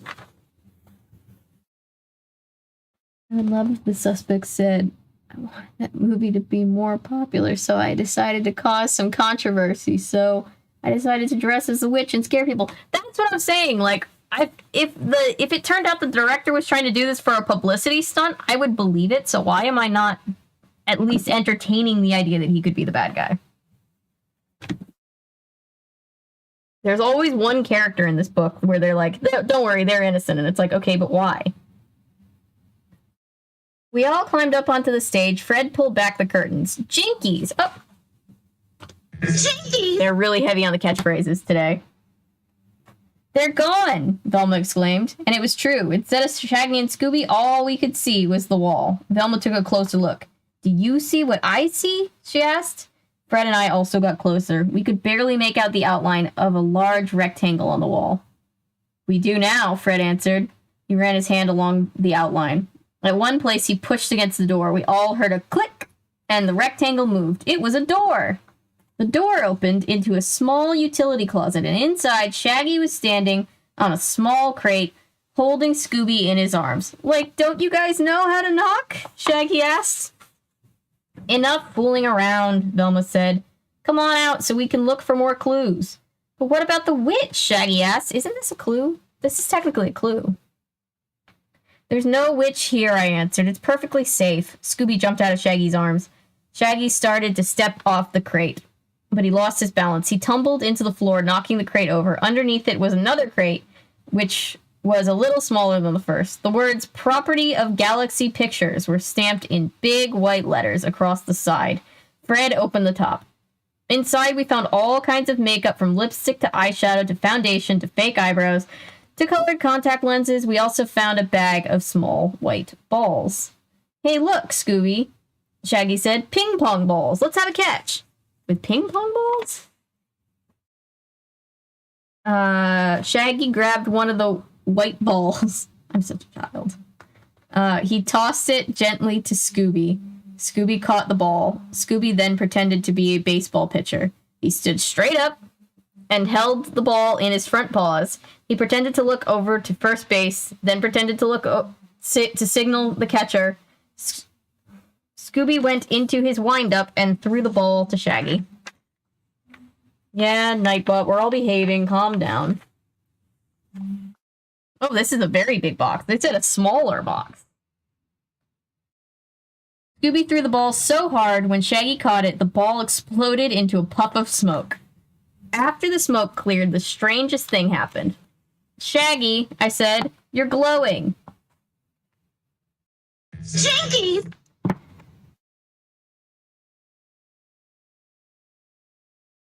Wait, let me do it again. I lost my place and then the timing was off. Shaggy! Velma exclaimed. You look just like Bucky Lowell did. Shaggy looked down at his arms. He exclaimed, that witch has turned me into a human light bulb. It makes me think of all those, like, cassette tapes I had that went with books as a kid, where it was just like, it made, like, the sounds, and yeah. The witch had nothing to do with it, Shaggy, Velma said. It's only makeup. See? It is a costume. Damn it, I wanted to be a real witch. She walked over and wiped her finger on Shaggy's arm. Her fingertip also glowed. This clue certainly sheds new light on the mystery, Velma said. All right, Velma. Very cool. Daphne's mystery-solving tips. We found a pretty amazing clue in that closet. Did you find it too? Great. Now get out your clue keeper and answer these questions. I know it's for children, but like if you're literally giving them like a symbol, how are they missing the clue? There's no way they didn't see it. Which suspects do you think would be able to get their hands on it? What clue did you find in this entry? What do you think? Who do you think would know how to use it? Interesting. You're doing a great job so far. Keep it up. I also figured the culprit was wearing a costume. Maybe next book, Daisy. I know. Yeah, I figured it was a costume because they made all of the suspects girls, and this is a female-presenting monster. I just had a feeling. All right, what clue did we find? Which one of the suspects do we think would be able to get their hands on it? Who do you think would know how to use it?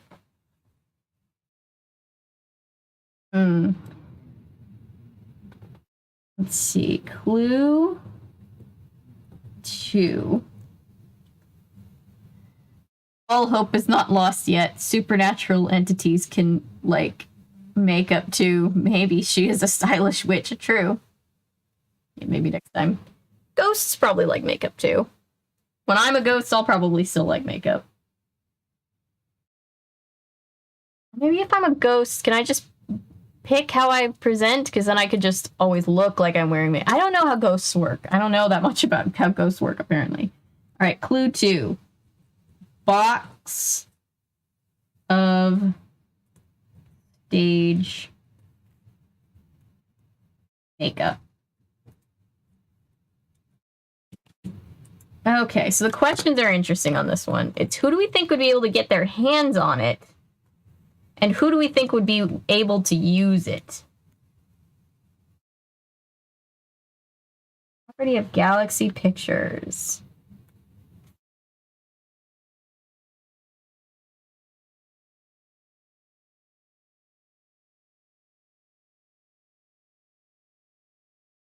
I mean, I don't know. It's pretty, like, expensive, right? I don't know if kids are supposed to be thinking about this. The last girl was an actress. Yeah, she was an actress. I feel like that's what I'm supposed to think. But also, like, a broke actress, and I have no idea if this is what I'm supposed to be thinking, because what kid would think like this? A broke actress isn't going to have the money to, like, get all of that together. You know? Unless, I guess you could just acquire it without, I don't know. Who do we think could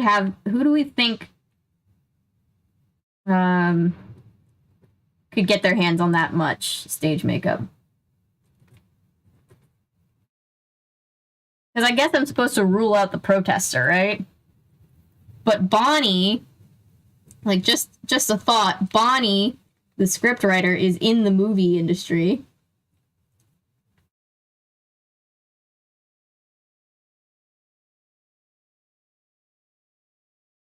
And as a scriptwriter, probably is wealthy.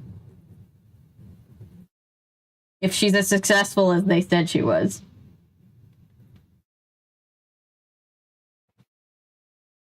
But Lydia is also an actress, so I don't know if that's what I'm supposed to be thinking.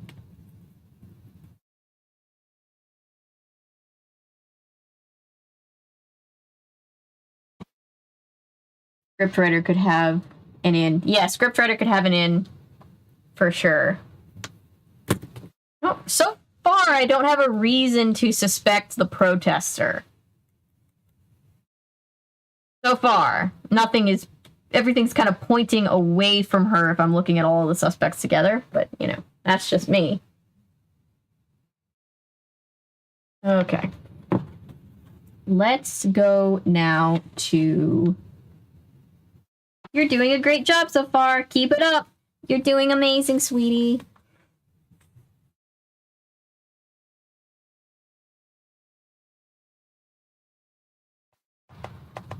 Shaggy, you should get yourself cleaned up, I suggested. Why don't you go to the restroom in the lobby? That's all right, Daff. I'll just use this That's all right, Daff. I'll just use this, Shaggy said. He took out a black scarf out of his pocket and started wiping his face with it. Where did you get that? Asked Velma. Like, I found it behind the concession stand, Shaggy said. I wanted to have it just in case Scooby and I needed to wave a surrender flag. But you don't use a black flag to surrender, I said. You use a white flag. Does anybody know the song White Flag by Normandy? Now it's in my head. I know that, but I couldn't find anything white in the bag, Shaggy continued. Fred, Daphne, and I looked at one another. What bag? Shaggy asked. What bag, Shaggy? Fred asked. Oh my god. Reading is not that complicated, I swear. The one in the cabinet behind the concession stand, Shaggy answered. Like, weren't you listening? The five of us climbed down off the stage and went back into the lobby. We headed straight for the concession stand. Velma led us to the cabinet where she had found Shaggy and Scooby hiding. She opened the cabinet door. A big shopping bag was tucked far in the back. Fred dumped it on the floor. 3 things fell out. A pair of shoes, one of those white balls we found in the makeup kit, and a script. Fred picked up the script and looked at the cover. It's a script for the movie, Fred said. It sure looks different from Bonnie's script. It seems really thin. Interesting. Things are starting to fall into place, Fred said. Gang, it's time to set up a trap. It's trap time. It's trap time. What kind of trap? Someone asked. We all turned around and saw Bucky Lowell standing there. Mr. Lowell! Mr. Lowell! I exclaimed. What are you doing here? And like, why aren't you glowing anymore? Shaggy asked. Bucky laughed. I didn't fall for that smokescreen stuff or the glow-in-the-dark makeup trick like everyone else, Bucky explained. I knew that the witch up there wasn't a real witch. So I decided to have some fun and rewrite that witch's script to make myself disappear, too. You could have told us, my guy. How did you do it? Fred asked. We couldn't find any doors except the ones to the lobby and the closet next to the movie screen. Nothing to it, really, Bucky said. Since everyone was looking at the stage, I was able to sneak out the doors to the lobby. From there, I went to my office. So you wanted everyone to think that the witch made you disappear, Velma asked. Right. That way I could buy myself some time trying to figure out who's behind all this, Bucky said. But it looks like you beat me to it. In that case, we sure could use your help. In catching the witch, Fred said. We sure could use your help in catching the witch, Fred said. What do you say? I say that for this scene, you kids can call the shots, replied Bucky. Oh, the puns. The puns kill me. All right. So you found the clue in this entry, right? It's pretty cool. If you can answer these questions, God damn it. If you can answer these questions in your own clue keeper, you'll agree that this last clue really helps things fall into place. Good luck. There we go. I got it. I did the thing. Okay. What clue did you find? What does this clue have to do with the movie? Who is most likely connected to this clue? Okay. Didn't the actress, so it's definitely the actress, right? Because she had a small, like, bit part, right? I'm looking at her chapter again. All right, the woman said, I was in the movie. I'm working here so I can pay my bills. My part was the first thing Bucky cut. He felt my character didn't fit into the story. I mean, she's got a really thin script, right? So that's totally a thing. Like, oh, I forgot to turn off the house light. Sorry, guys. That's totally a thing. Like, if her part was small enough to cut, then it would be a pretty thin script. And they wouldn't have given her the whole script. 3. You solve the mystery yet? I think it's the actress, the jaded actress that got cut from the movie. I think. Does anybody else agree with me? Is it just me? Clue 3. Thin script. From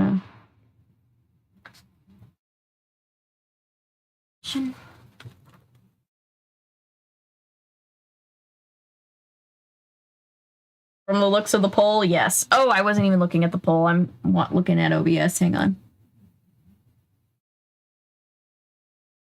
Ah. But everybody thinks it's a scriptwriter. Scriptwriter. Agree, it's looking like the actress now. I guess, no, because it did look like the scriptwriter a second ago. That's not fair. I also thought it was a scriptwriter a second ago. You can change your answers in the poll, right? I think so. I think you can.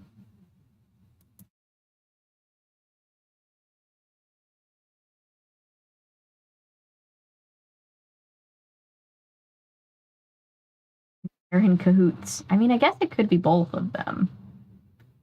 Did we see anything that gives us the impression that it's 2 of them, though?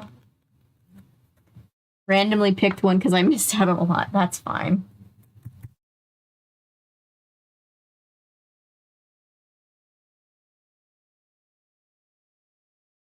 Oh, let me get my charger because it looks like my phone is dying. Hang on 1 second, guys.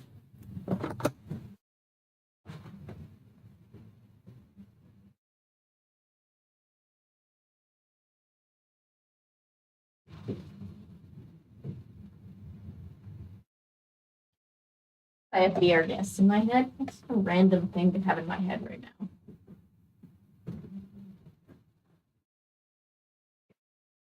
Go.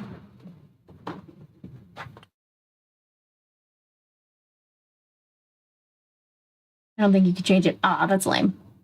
You can change in mind, but not through the YouTube poll. Interesting. I thought you could change it. I guess I'm just not that knowledgeable on the polls. I guess because we just started using them.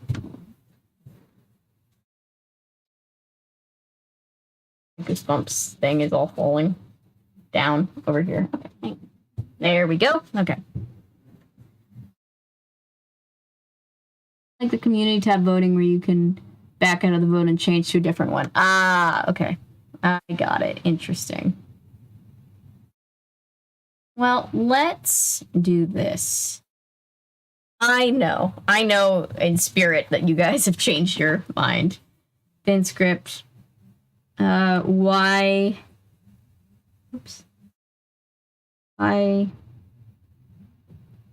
do we care?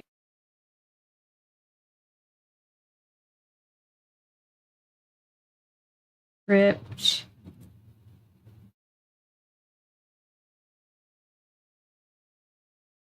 Like a bit part. Early in development.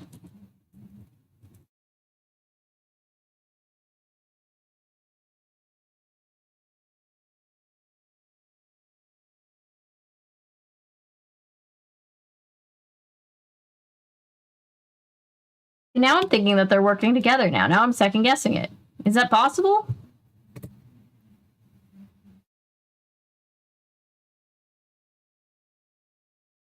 The witch dropped an admit 1. I'm gonna say they're not pulling a fastball that way.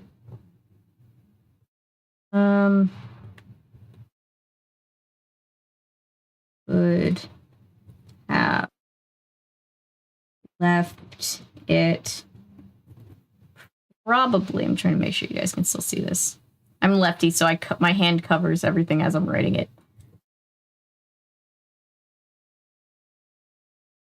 Probably...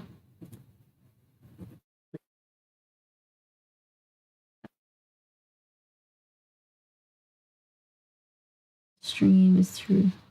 Porter dismissed the poll. Please don't report the poll. It's fine. I know you guys. I know you guys are with it. Watch it be Bonnie afterwards, and I'm just like, I know you guys are right because you're agreeing with me, and then it's Bonnie. The only one I definitely don't suspect anymore is the real life witch. I don't think any of these clues point to her.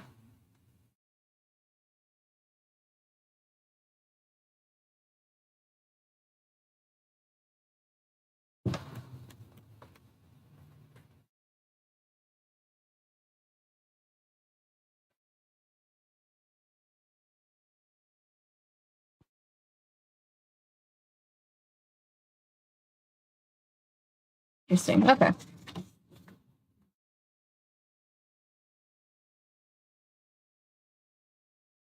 Yeah, rest in peace to the queen. I was saying to them before you got on, Laser, I was sitting in the waiting room of the doctor's office, and my mom was just like, oh, like there was like you heard people like kind of like gasping. It was like, what happened? What happened? Oh no.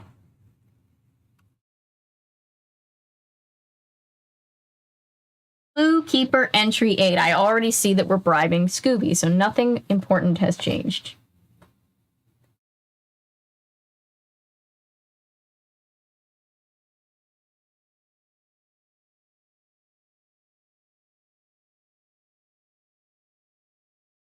Oh, this was Fred's mystery solving tips. I don't know if I called that.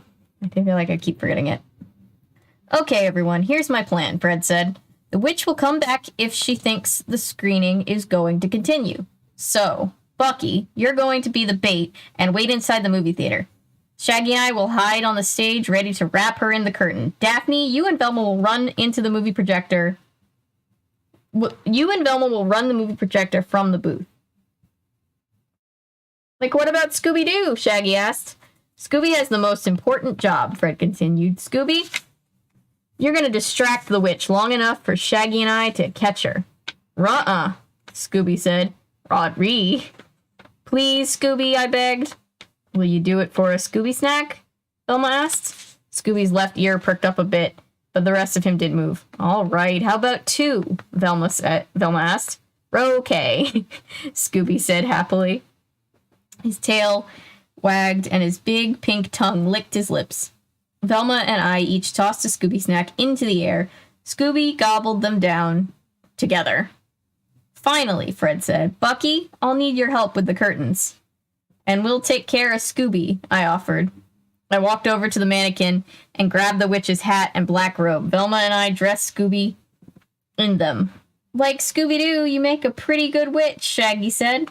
There's only one thing missing, Velma said. What's that? Shaggy asked. You, she replied. For this to work, you're going to have to be Scooby's voice. You can stand behind the curtain on the stage, I said. Man, I knew I should have kept my big mouth shut, Shaggy moaned. Fred and Bucky came out of the movie theater. Everything ready, Fred? Velma asked.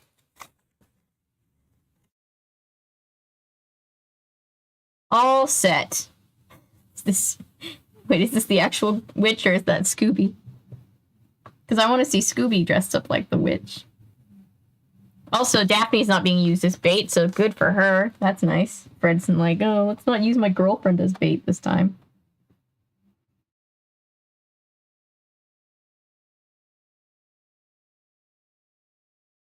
All set, Fred said. Scooby, try to get the witch to come onto the stage. We rigged the curtain so that Shaggy will be able to yank it down and use it as a net. Since I have to be in the theater, I want to show you how to run the projector, Bucky said. Let's go. Fred, Shaggy, and Scooby went into the movie theater. Velma and I followed Bucky to the projection booth. When we got inside, Bucky showed us how to turn the projector on and off. When the witch shows up, dial 617 on the phone over there for studio security, Bucky said. You can start projector You can start the projector when you see me sit down. Bucky left the projection booth. We looked through the small projection window and saw him walk into the theater and sit down. Velma turned on the projector. The lights in the theater automatically dimmed. The movie had only run for a couple of minutes when a puff of smoke filled the aisle. When it cleared, the witch was standing in front of the theater. Front of the theater? In front of the projector? The screen? I warned you, Bucky Lowell, she shouted. Now you and this film will be cursed for all time. Just as she raised her arms and cast her spell, Scooby jumped out from behind the curtain. Like, how dare you come here and impersonate a witch, Shaggy said through the curtain. He disguised his voice a bit and made it sound higher and meaner. I am the only real witch here. Will the real Slim Shady please stand up? The witch stopped what she was doing and stared at Scooby. No, I am the real witch. I'm Radio Rebel, the witch said angrily, jumping onto the stage. Now get out of here before I light you up like this movie screen. The witch reached into her robe. Now, Fred, Velma and I yelled from the projection booth. Startled, the witch looked up at us. Fred yanked the rope, but instead of Fred and Shaggy catching the curtain caught them. Ruh-oh, Scooby said. He reached into his robe and took out one of the white makeup balls. The witch held one in her hand, too. Shaggy managed to get free of the curtain and stood up. He shouted when he saw the witch. The witch looked over at the curtain and threw her ball at Shaggy. Man, not again, Shaggy moaned. Scooby threw his ball at the witch and then jumped off the stage. I took the headband out of my hair and covered the lens of the projector. The theater went dark except for two moving lights, Shaggy and the witch, who were both glowing in the dark. She's hiding in the 5th row, Velma called. Fred and Bucky caught up to her and made sure she couldn't get away. Velma turned off the projector. The lights in the theater slowly came back on. We ran down the stairs and back into the theater. Now let's see who's really behind all this, Fred said. All right, back at Jake's place. You close the clue keeper and look up at the gang. Well, you've met all the suspects and you found all the clues, Fred said. Do you think you're up to solving the mystery? You nod your head. Great, Daphne says. Here's some advice. Look at your list of suspects and clues and answer these questions. First, who do you think had a good reason to want to get back at Bucky Lowell and scare people away from the movie? Velma asks. Second, who do you think would be able to get the things they needed from around the movie studio? Fred asks. Third, who do you think was the most careless in leaving us a very important clue? Daphne asks. See if you can eliminate any of the suspects first, Velma suggested. Then, using all of the information you've collected as well as your own smarts, try to figure out who's pretending to be the witch. It looks like Shaggy's going to want to stay until he manages to catch and eat one of those hot rolls. Take your time, and when you're done, turn the page and we'll tell you what really happened. Hey, Sammy! I'm doing all right. I feel a little bit under the weather, but otherwise I'm fine. How are you? To catch you up, we are solving the case of the Wandering Witch. I think I know who did it. I'll be very upset if this children's book has stumped me, you know? That's gonna be depressing.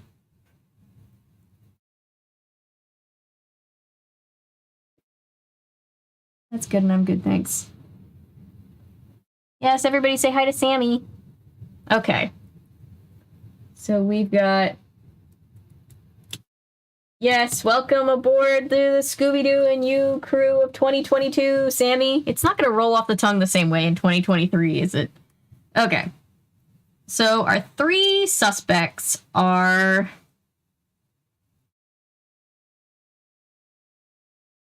Name's Jane. Jane the Witch.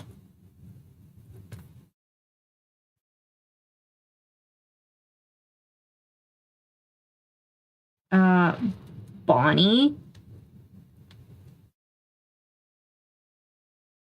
the scriptwriter.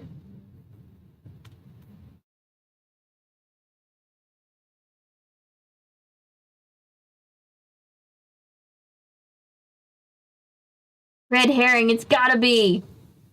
One of these days, red herring. We know what you did. To mention to you, both parts of the Goosebump episode escape from Horrorland about a month ago for the first time. Yay! That was good timing. I vaguely remember that one from childhood. Most of those things, like, I don't super duper remember it. There's still room to vote on a culprit if you want. Just pick wisely. All right, yeah, so I was explaining. We have Jane the witch, we have Bonnie the scriptwriter, and we have Lydia.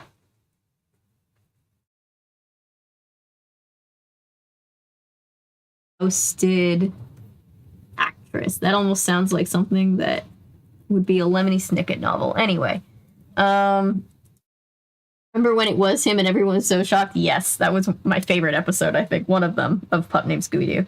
Okay, so our clues. Clues are... I'm going to write clues here. Clues. We have the admit one ticket. We have the box of makeup. Make up. Sure. And we have the thin script. Whoops. Nope. Okay. I think they were like, the show only lasted 3 years. I think they were like, if we're canceled, we may as well make it red herring. Yeah, and I mean, cartoons, some cartoons run for a long time, but usually with kid shows like that, 3 seasons, and syndication is really all they're interested in. I should cover that at some point. I always forget about Pup Named Scooby Doo.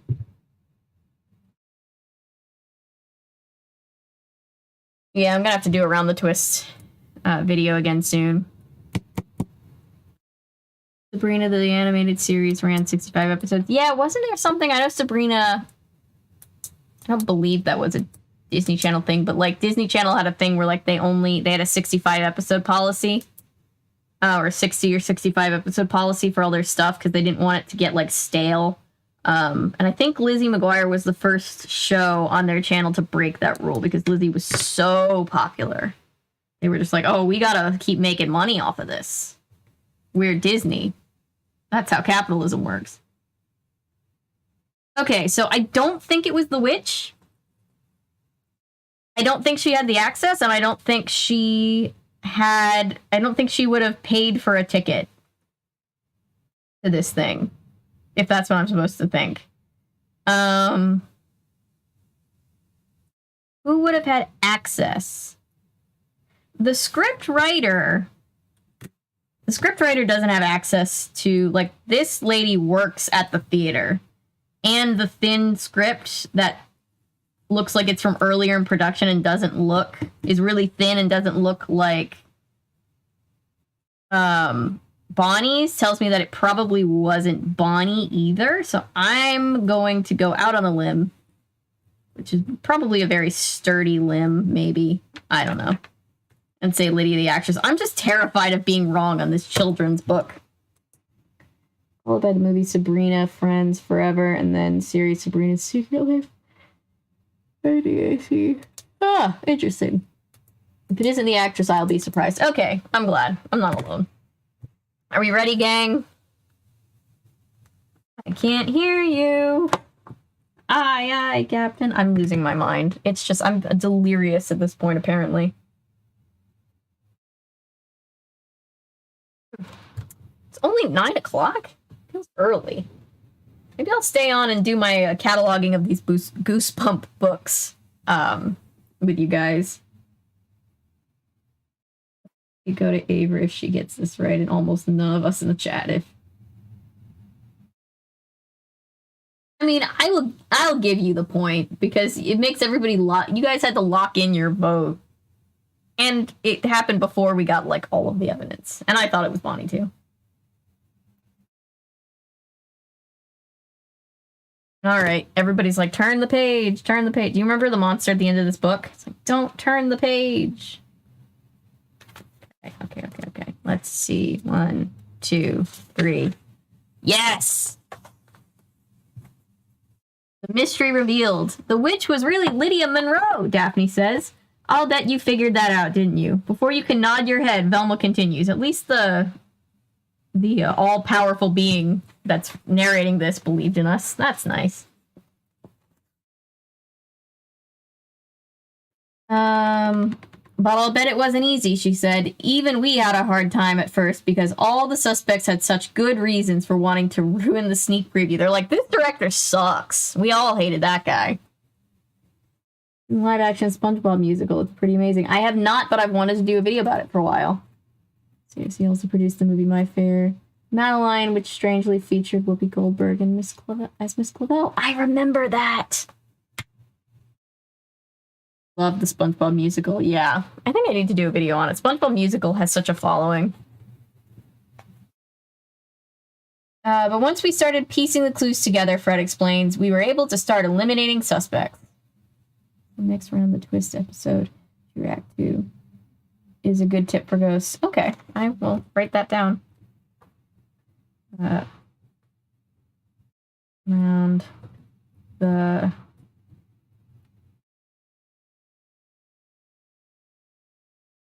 good tip for ghosts. Thanks, Sammy.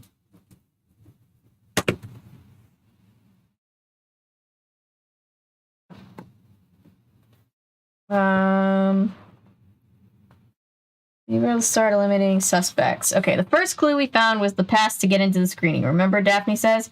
A real witch would never need a pass to get into anywhere. Oh, so that was supposed to disprove our supernatural theory. We were way past that. Some sense of uncomfort about me.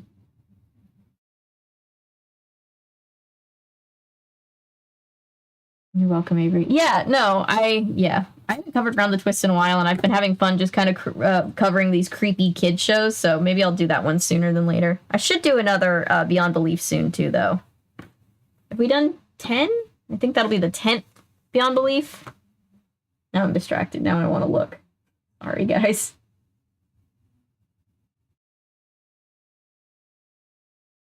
Beyond Belief. Where's the Beyond Belief playlists? Where is it?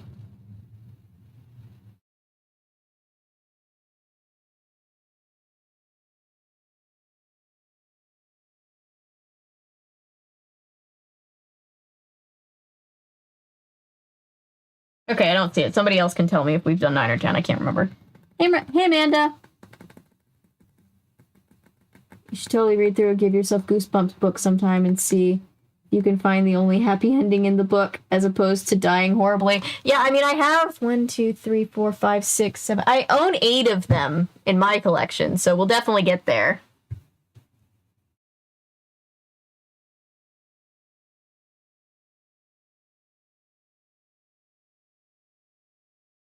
All right, let's see. Sorry, getting back on track.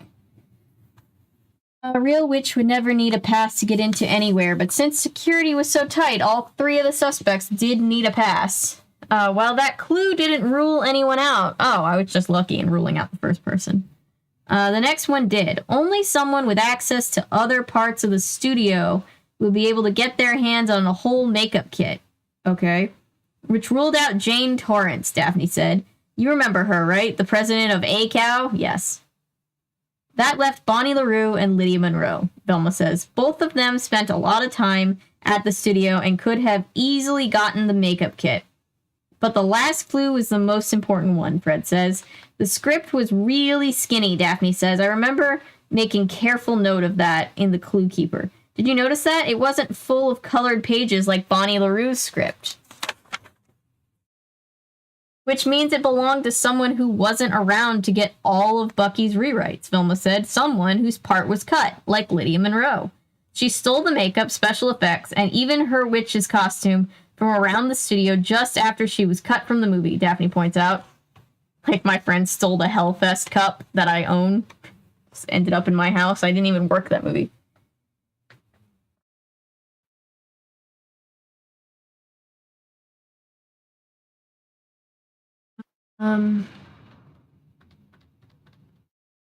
Quivering heap. I'll make a note of that one too.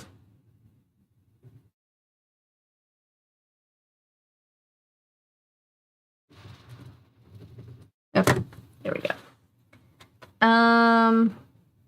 Which means she's been planning this for months, Fred said. She got the job working at the concession stand so she could be close without raising suspicion. It's really too bad because now she'll never have a chance to be an actress again, Daphne adds. When directors and producers hear about what she tried to do, they'll never hire her. But I'll bet you figured all this out on your own, right? Velma asks. I knew you could do it.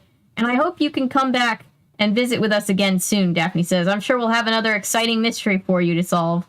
Suddenly, the kitchen doors burst open, and the sound of the cart with the squeaky wheel fills the restaurant. Hot rolls, who wants a roll? The man behind the cart shouts. Like, this time we're ready, Shaggy announces. He and Scooby dive under the table. When they come back up, each of them is wearing a catcher's mitt and a mask. Bring on the hot roll, Shaggy calls. The man behind the cart sees Shaggy and Scooby. He grabs a roll in each hand and fires them off lightning quick. Thud, thud, Shaggy and Scooby each catch a roll in their mitt. Nice catch, fellas, Daphne said. But it's too bad you had to squish them up. Shaggy and Scooby look down and slowly open their mitts. With the other hand, Shaggy takes out the crumbs. Shaggy takes out a scrunched ball of bread barely bigger than a ping pong ball. Man, I hate when that happens, Shaggy complains. What about you, Scoob? Huh? Scooby says, looking up from his mitt. Oh, look at Scooby.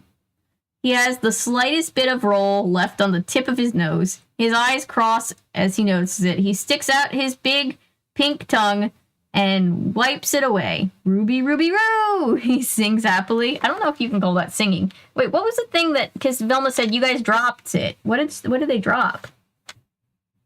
What was the whole pivot? She means the magic ball which you dropped during our last mystery. Okay, fair enough. All right, so that is the end of that. Nice, nice, nice.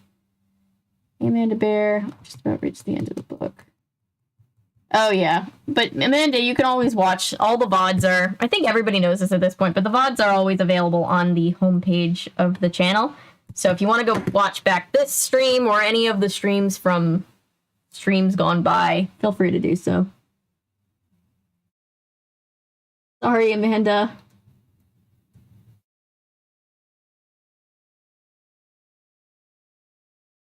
Yeah, I always keep them available because I'm like, I don't see any point not to, because like if people want to see them.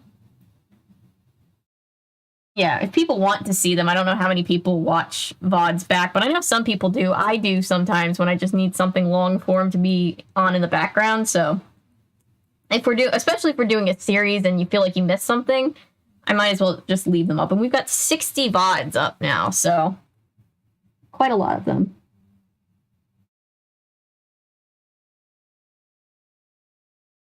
Sammy's so popular. I need to watch the VOD of the first Scooby Doo book since I missed it. Yeah. That's the Terrifying Pterodactyl.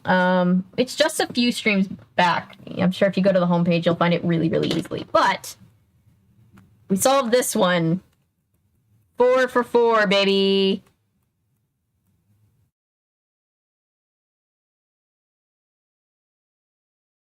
$60, that's pretty dang impressive. Thank you. I mean, I did my first stream in March of this year, and then I didn't stream for 2 more months. I really only started streaming this summer.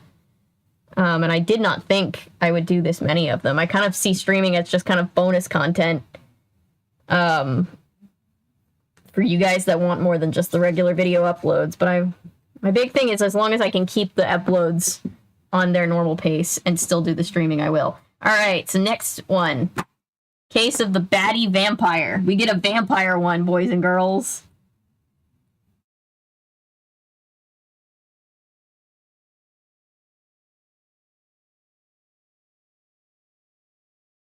Oh yeah, dolls always creep me out. Look for the voice actress behind.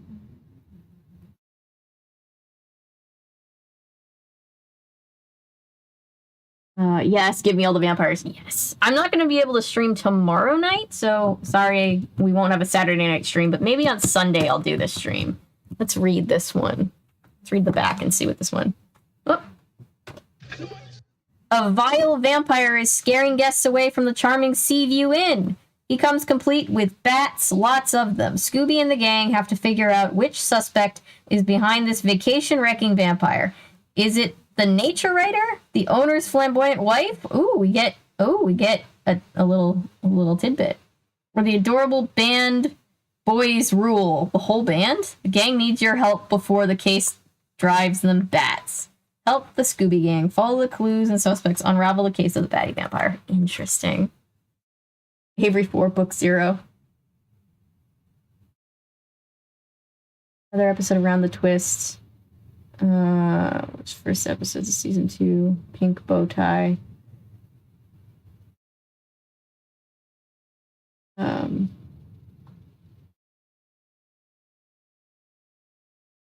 Okay, cool. Cool. Bats. Yes, I'm very excited for vampires and bats.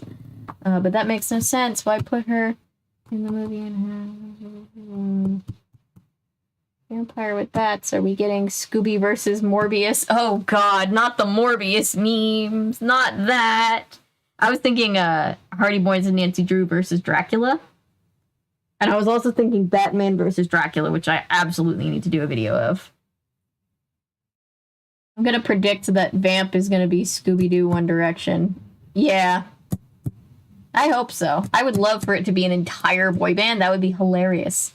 Just picture some writer just, like, hates the, like, NSYNC, who their kids into at the time of writing this, and they're just like, that damn NSYNC. Colorful each of these are. It's really, like, fun to, like, I look at them over here on the shelf, and I'm like, oh, look at how nice those are.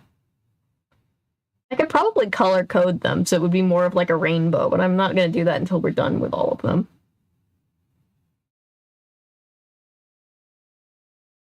Yes, Cree Summer. She's a great voice actress. I love her. She actually voiced the lady Mummy in Mummies Alive. And right around the same time, somebody else I knew had just done a post about how she's voiced, like, everything in your childhood and you might not even know.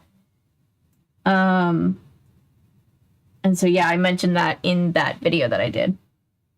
Pretty beautiful collection. I've never even heard of these Scooby-Doo books before. That's why I wanted to stream them, because I have very vivid memories of these, and, like, no one else remembers them. I can barely find any, like, tangible, like, substantial knowledge about them online, and that's when you know you're really screwed. Because somebody online somewhere knows everything. Oh my god. I'm yawning. Sorry, guys. No, Brendan Fraser Mummy is not the original. It's my favorite, but...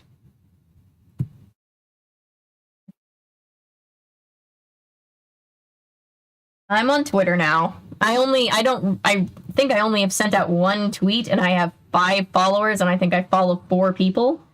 But I just know that some of you, when you're sending me things to cover, some of you don't have Instagram, and so it's harder for you, so I just started Twitter, so that's another avenue that you can reach me at. Handles are in the About section. They're also on the channel banner. I don't know why I pointed up like I'm playing in the player on the thing. I'm not, but anyway. Can you please do my fair Madeline video? I will. I need to do the live-action Madeline movie first, and then... Wait, My Fair Madeline isn't the one where she gets kidnapped. That one was also bizarre, but I need to do all of those. I need to do all the... Oh, thank you. You guys don't have to follow me on Twitter. I don't really, like... I'm not, like, super, like, into using Twitter, but if that's something that will, you know, feel free to. If that's something that'll help you, give you another avenue to send me things. Madeline Lost in Paris is the other one. Yes, I need to do all 3 of those. Feel free to go over there and say hi. So bad at social media. But yeah, we've got another one of these books down, guys. So far, so good. Is it just me, or sometimes, like, these first two were pretty simple. I think we all were unanimous, like, before we were even supposed to be. How can I get it so that everybody can see? I'll just show you here. These two were the easiest to solve. The clues were really, really upfront with who was actually guilty. This one that we just read was, like, medium. Like, I was confused until the very end, and then the very last clue gave it away. But this one? Hang on.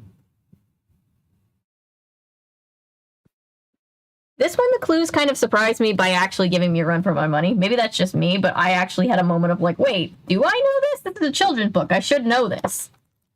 So, I don't know, maybe at the end of this, we'll have to do like a tier list or something of all the books.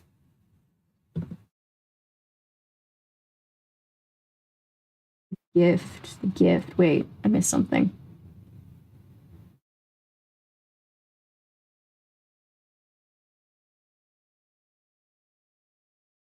I asked, is that because the person who played... Okay, I'm caught up. I know what we're talking about, the gift. Okay. Sabrina, the animated series. Hold up. Oh, interesting. I don't know that much about Sabrina. I watched it a little, but I don't know that much about it. Followed you on the Bird app since that's my primary way of contacting most people. Cool, perfect. That's why I started it, because I know a lot of people are like, are you on Twitter? And I'm like, no, so I have a Twitter now.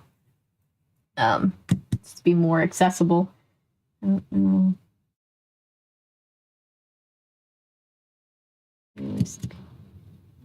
So, Laser, I was thinking about you and all the other Australia homies, because I found, because I was looking around, I was online, and I was like, wait a minute. I was like, Are You Afraid of the Dark has its own YouTube channel with, like, all the seasons on it? Since when? Like, it's notoriously hard to find episodes of that show. That's why I haven't covered more episodes of it yet. And then I looked I was like, wait, why? And then I realized that I was using my VPN, and I had told it that I had made it look like I was in Brisbane. And that's why I was getting all the access, because Australia has access to that. But here in America, it's a lot harder to get a hold of the episodes. So I used my VPN to do a Are You Afraid of the Dark video, and that made me laugh. So thanks to Surfshark and Australia for that one. Coming in clutch on that one. LOL, yeah. Yeah. It's so, I think it's hilarious how VPNs advertise themselves as like, hey, you can skirt the rules on everybody else's stuff with our stuff.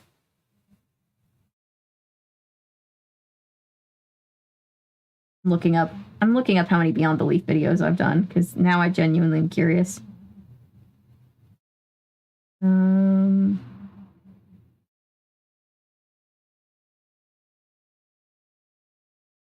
VPNs, man. I don't use them.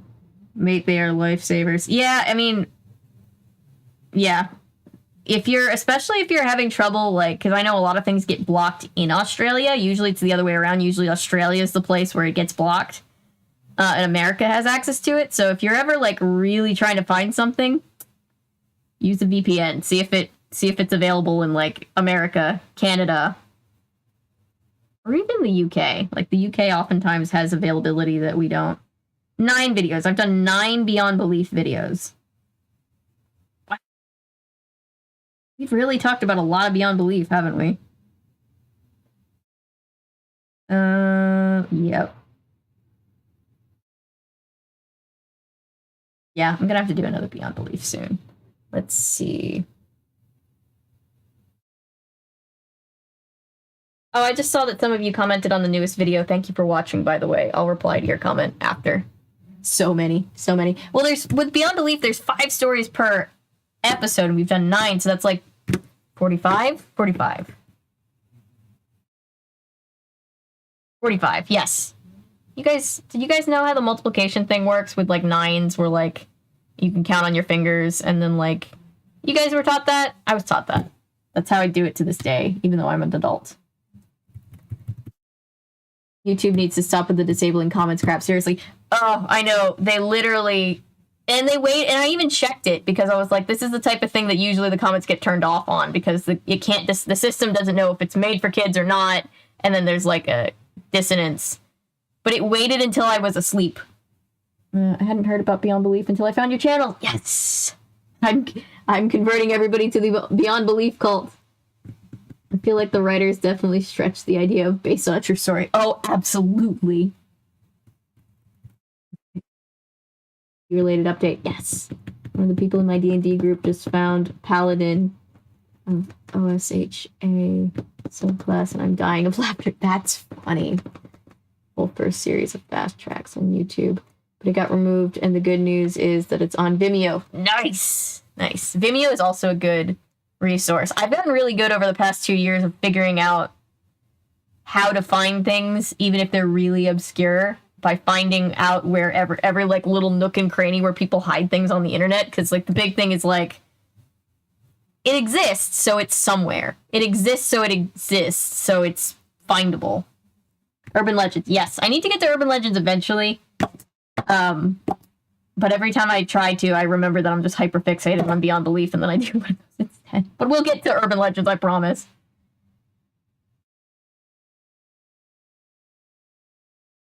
Vimeo has some TVs and movies. Daily Motion is another one, yeah. Look how dedicated you are to your YouTubing. Oh, thank you.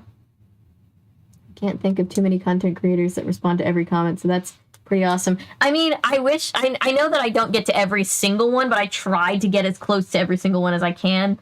Because I'm still, like, small enough that I'm able to manage that. Like, there might be one day where, like, I grow and I still can't, but I'm still always going to try to get to as many people as I can, because I really, honestly, reading the comments and responding to them is, like, my favorite part. Because, like, except for, like, when you're streaming and I can talk to you guys in real time, making the videos, which I love to do, you work on it by yourself. Like, it's me in this tiny little room, filming it, you know, cutting it together, posting it, doing the thumbnail and all that. And then at the end, I get to see what you guys think about it, and that's my favorite part.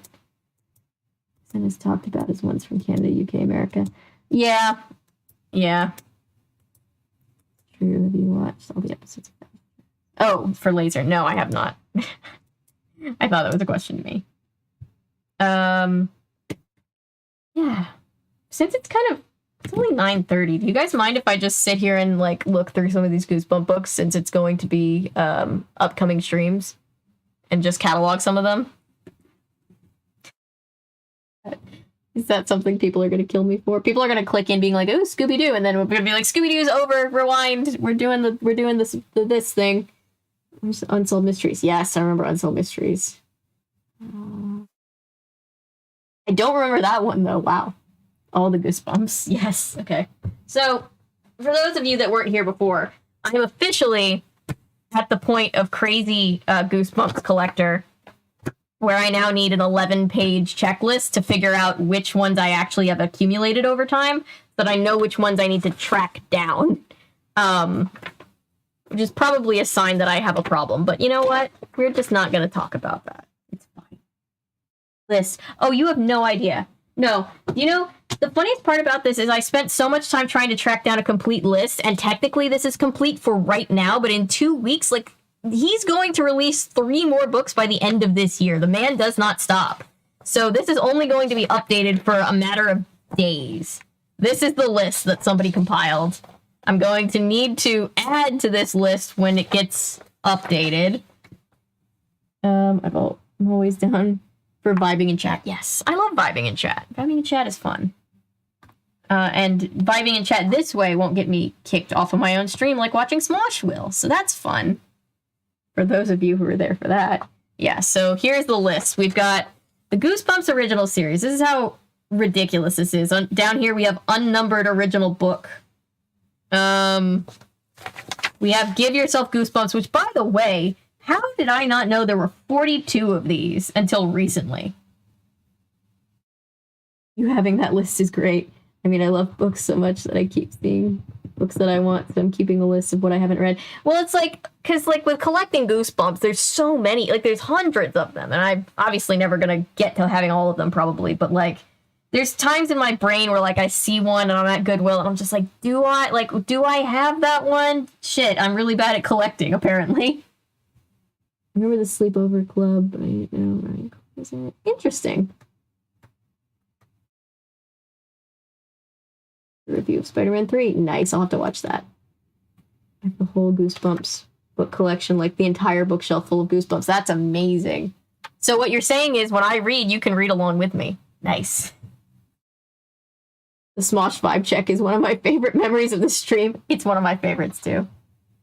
There are so many. There are so many. Look, I thought there were like maybe a dozen Give Yourself Goosebumps. No.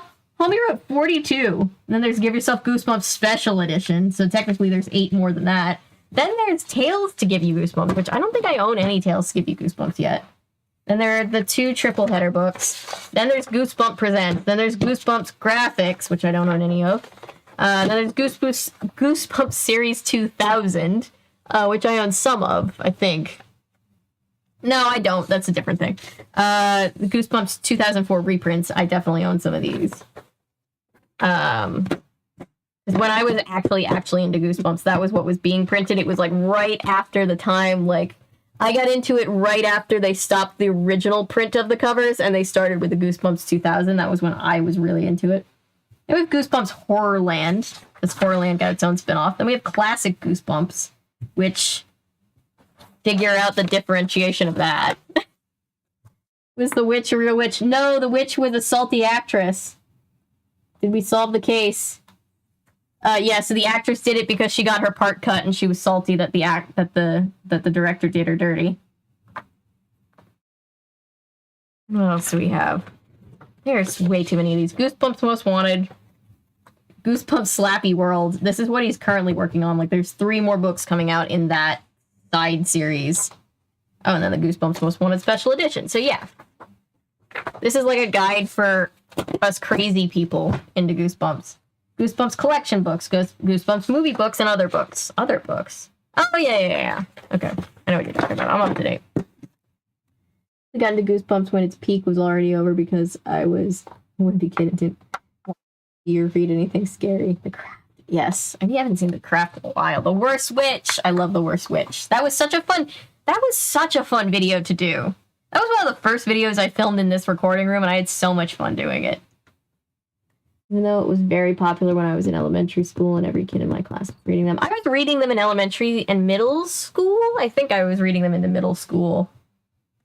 Yeah. But yeah, I would have probably gotten into them right as they were switching over to the new covers, because I would have been about 7 or 8 at that time.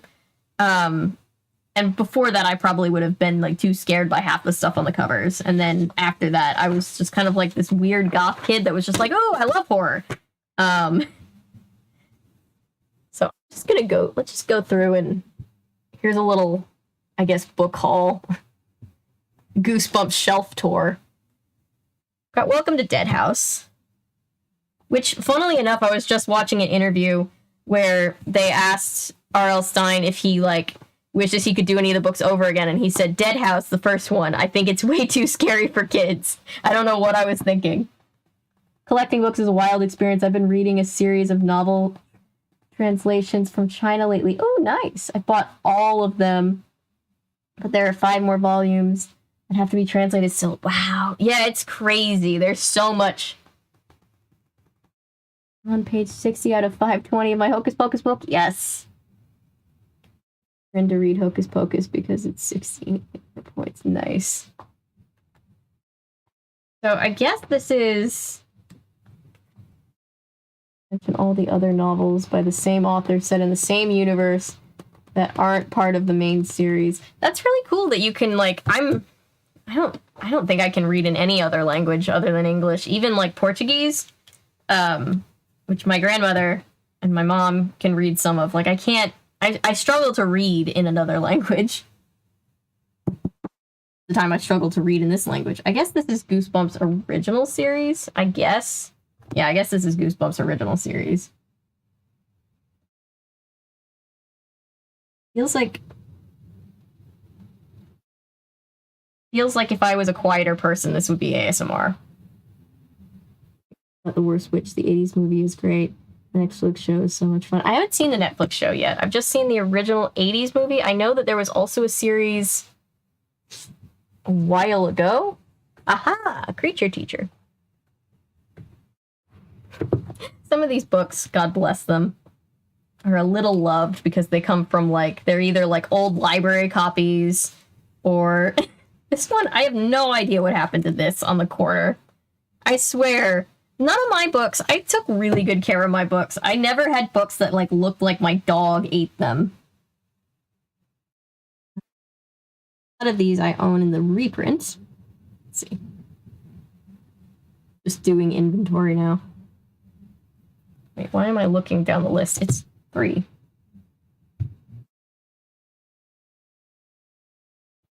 Oh, because I'm not on Series 2000. I'm so confused. Okay. The dip now. Later. Was fun. See you later. I know, we're just vibing at this point.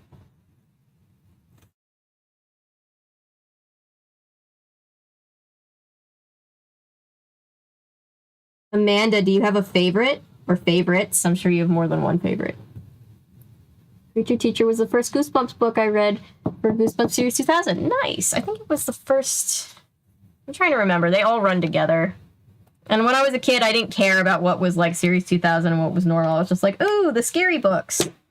Which, by the way, can we talk about how R.L. Stine is just... Sorry, I'm trying to talk quieter now because I'm near the thing.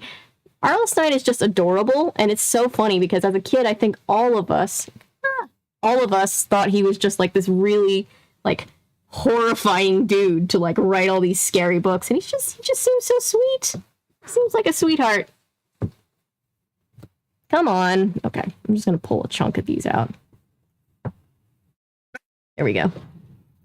Okay, sure.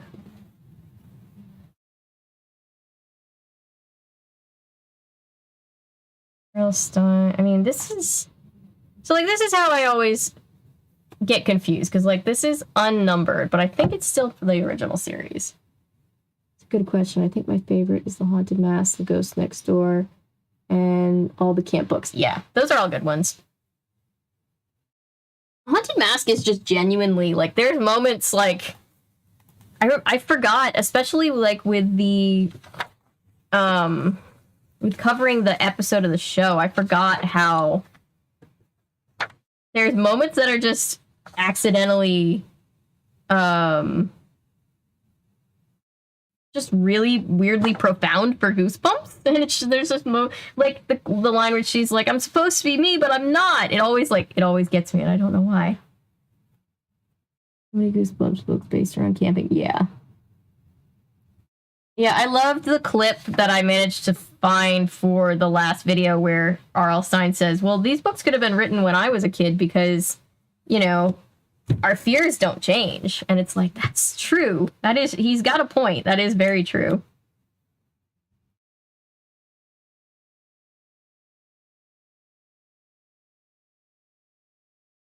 This does not have a number. Where is the headless ghost?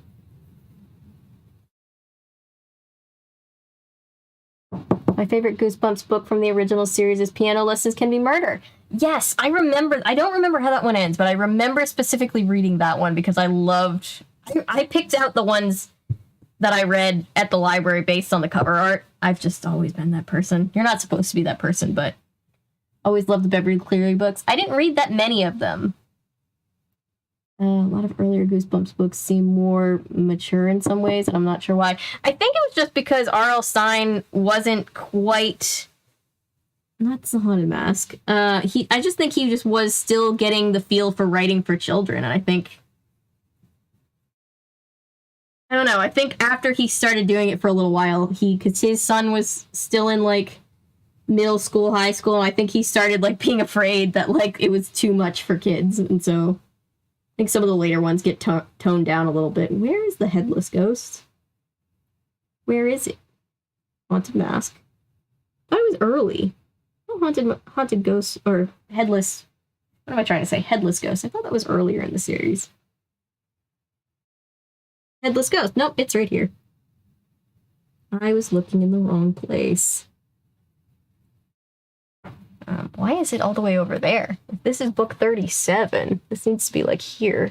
Sorry, now you're seeing the OCD come out. Bryn was inconsolable when Netflix canceled Babysitter's Club. No, poor Bryn. I also loved Babysitter's Club as a kid. I got the books. You could read those. I'll never be happy again. What did I just say? Oh.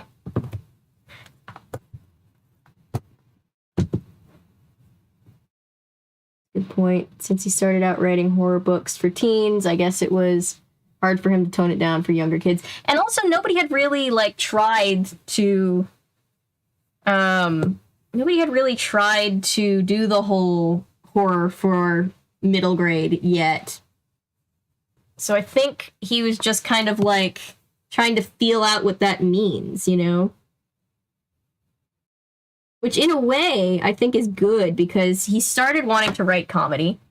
And then he went into writing horror for teens. And then, he got to do Goosebumps, which is kind of best of both worlds. Because to me, the thing that makes Goosebumps so much fun is the scariness, especially as a child reading them. But then also just being like, oh, that's really funny, One Day at Horrorland. I think this will be the first one that I stream. Just because we just covered this one. Everybody pretty much agrees that the book is better, which I don't remember the book that well, but I do remember that there was just a lot more. Hey, Jay. So, Jay, we have already solved our case for tonight, and so now I'm just, cataloging Goosebumps books and vibing with chat.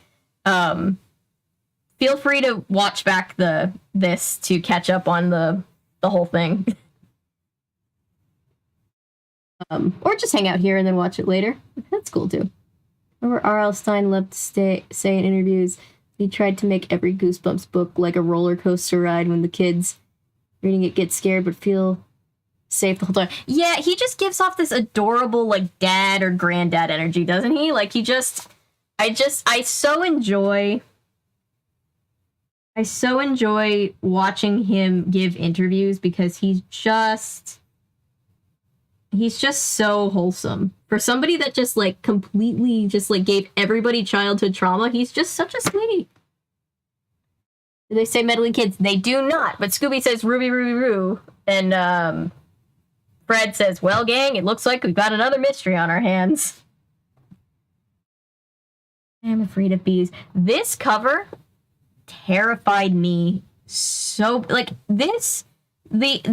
all of this was just the first I think I ever started understanding body horror. It was just horrifying for me as a child.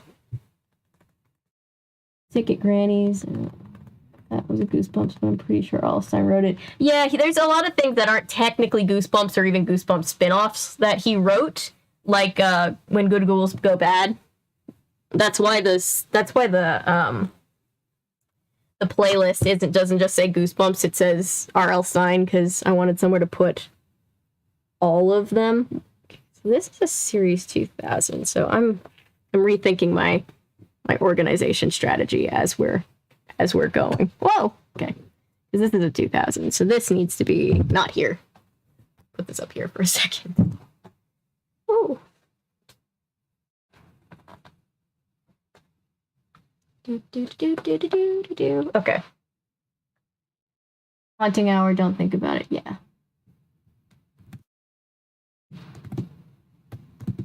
Goes to Fear Street book. That makes sense. Basically Fear Street book for younger kids.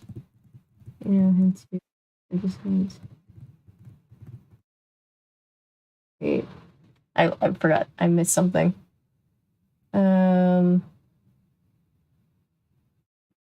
cool. I love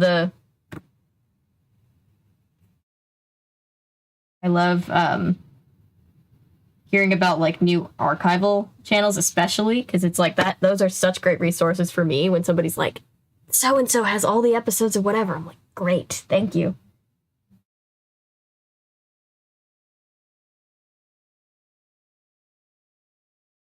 I also just love hearing R.L. Stine talk about what gave him the inspiration for some of these books. Oh, bless this book.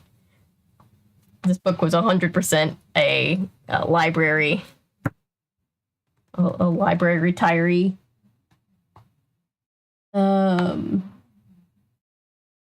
There was this R.L. Stine series that only had a pilot episode. It was about these people who turn into bugs. Interesting. I vaguely remember hearing about that. I'll need to like look into that. You guys want to hear about because right now I'm just kind of chilling and having fun doing some really like simple videos about like Goosebumps, Are You Afraid of the Dark? Probably like Beyond Belief and Around the Twist and all those things that are just like really easy to just kind of sit down, watch, cut together. And the funny thing is, so hard to keep these all in order. How are they that out of order? Interesting. All right.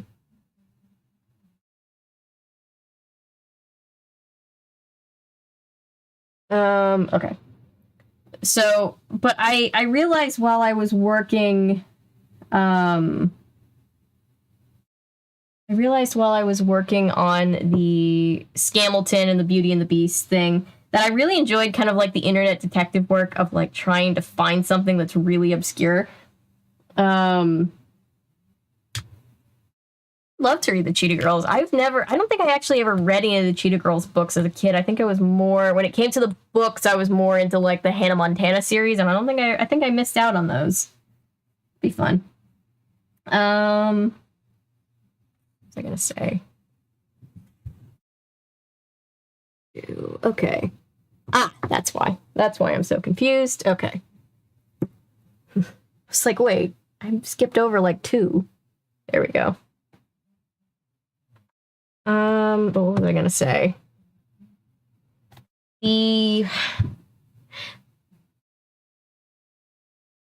Gosh, I love being ADHD. Sorry.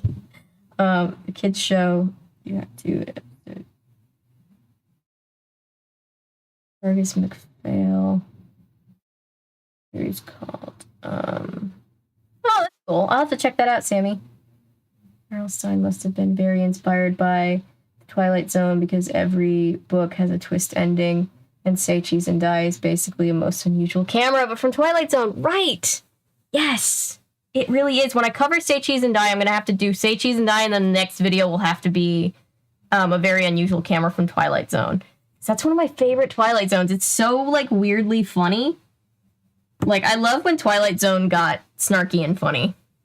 My best friend is invisible. Book number is this? Oh, I don't know because the back had to be saved. Okay.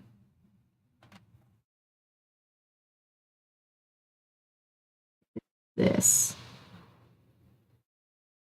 R.L. Stine also credits being very inspired by Tales from the Crypt, which is also very, I can definitely see that inspiration. Because Tales from the Crypt was something that I loved when I was way too young to be watching it. And so it is kind of, isn't it kind of fitting that Goosebumps is just kind of like Tales from the Crypt, but kid approved? Hi, Paul. Doing a reading stream, kind of busy day. I didn't check YouTube. Yeah, no. Yeah, we read this book. We read book number 4. And I was just saying to anybody who missed it or missed part of it, obviously the VOD's going to be there, but we did this book, Wandering Witch. The next one that we do will be The Batty Vampire. Right now, I just didn't feel like getting off stream yet, and so I was just kind of like I was touring everybody around through my Goosebump books as I tried to catalog all of them. And we were all just talking about Goosebumps and things that scared us as a kid. Yeah, I was a really weird... I don't think brave is what you could call it. I think I was just really weird. I was a kid, and I've said this before, I was a kid that, like, I was never, like, adverse to things that I should have been, like, things that should have, like, terrified me. I was mostly adverse to things that, like, were sad. Like, I would get really, really emotional, and that's kind of funny, because I'm still a really emotional person. I get really, really, like, if there was a sad scene in a movie, I would just never want to watch that movie again. But I never had a problem with, like, scary stuff. I don't know. Is that normal? Did anybody else go through that phase? I think it did. I think that's pretty normal. What the hell?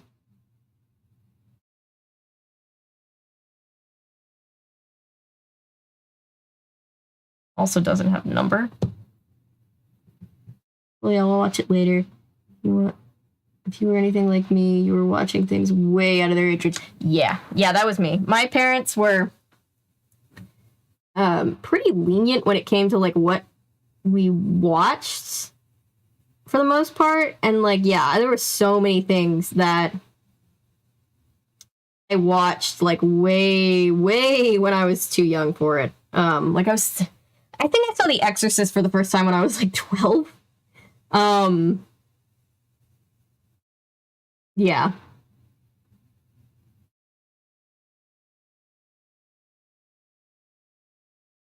Beware the Snowman. Okay. See, that's what this is they're supposed to be in order, but I've messed up the order somehow. So, like, this is book 51. So it should be, like, way over here. But it's not. So I'm, like, looking for it in completely the wrong place. So that's my bad. All right. Ghost Speed. My best friend is invisible. This is 57. Why is that all the way over there? Sorry. Talking to myself. So here's a question. Do you guys have Goosebumps books that you hate? Do you have Goosebumps episodes that you hate? Or you're just like, come on. Like, they're more cringe than anything else. I just saw that Pushing Up Roses posted her video on what I think, I haven't gotten to watch it yet. It's in my watch later, but I think it's the episode of Go Eat Worms. And I was just like, ooh, yep, that one was a lot. That one was a lot. Nightmare. Horrorland.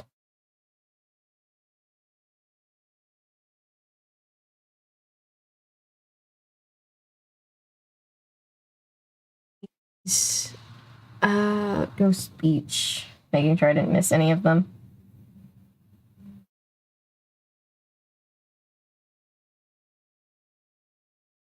Oh, here we go. Phantom of the Auditorium.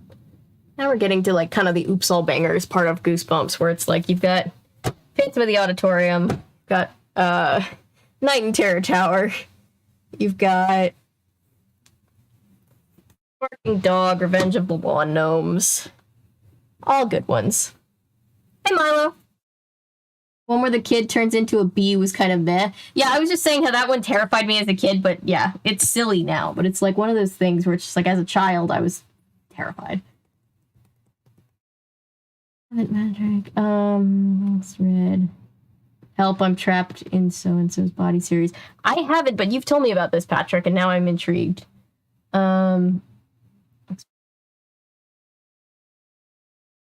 That's for the channel. Oh yeah, I never watched SpongeBob because they were just annoyed by SpongeBob. But when it came to like, this is probably too scary, or like this is like a lot of parents would like send kids to bed and then like watch TV or movie or whatever. We always watch stuff like with our parents as a family because they were very of the mind that like they wanted us to like see the more, the more older audience things for the first time with them, so they could like. My parents always made everything into a teaching moment. Why I'm Afraid of Bees. Yes, I just had it down like 3 minutes ago. Hi, Brian. I love Pushing Up Roses. I think watching her videos is why my algorithm picked you up. That is the biggest compliment. I love Pushing Up Roses. She's such an inspiration, especially for this channel, because she was the first person I saw really covering things that were like she covers a ton of Murder, She Wrote, which I want to cover eventually. She covers a ton of Goosebumps, and it's like, she was the first one that I really saw who like just kind of went off on her own and was just like, I'm going to cover the things that I want to talk about. And if whether anybody else cares or not is fine. And like, that's why her channel is so great. And that's what gave me the encouragement. Chicken was very strange. Yes, it was. Chicken was, I don't even own Chicken yet, because every time I'm like collecting and I'm like, unless I like see it, I haven't like seen it in a thrift shop yet where it's like right there. Like when I'm like looking through like different like eBay or listings or things, and if it's a choice between two and like one has Chicken, I always geared towards the other one, but I don't know. Just a lot. It wasn't originally a Hannah Montana song. Wait, what? It wasn't? My life is a lie. Wait, I didn't read all of Paul's comment. Let me go back. Sorry, guys. All over the place. The channel. Yeah. Yeah, no. I do. Like, SpongeBob is one of those things that I appreciate even more, like, now as an adult than I think I would have as a kid.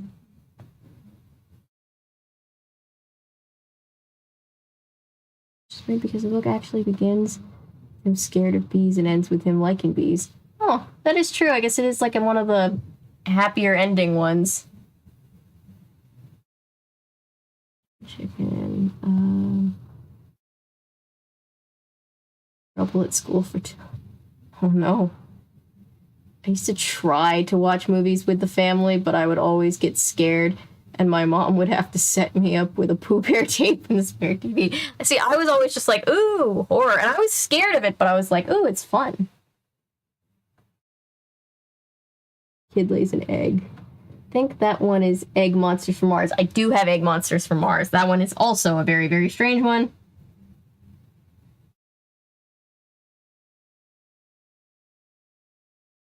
Yeah.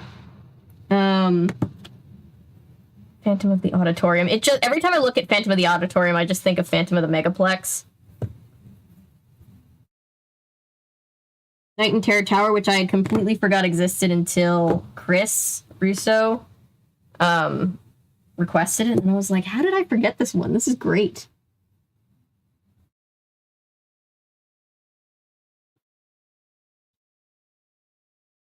Adventure of the Lawn Gnomes. It's 34.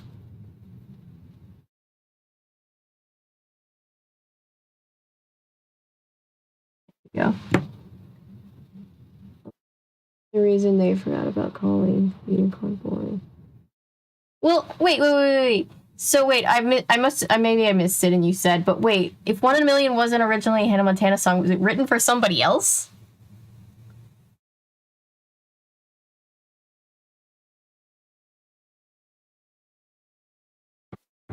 Okay.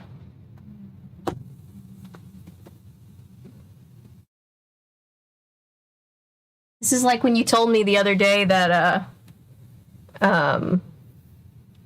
Cinderella wasn't originally a Cheetah Girls song, and I was like, what do you mean? It's like when you find out that Year 3000 wasn't originally a Jonas Brothers song. It was just a cover, and you're like, what?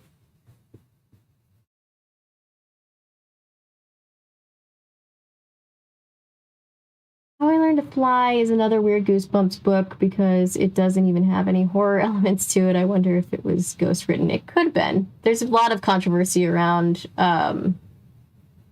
whether ghost writers were utilized or not.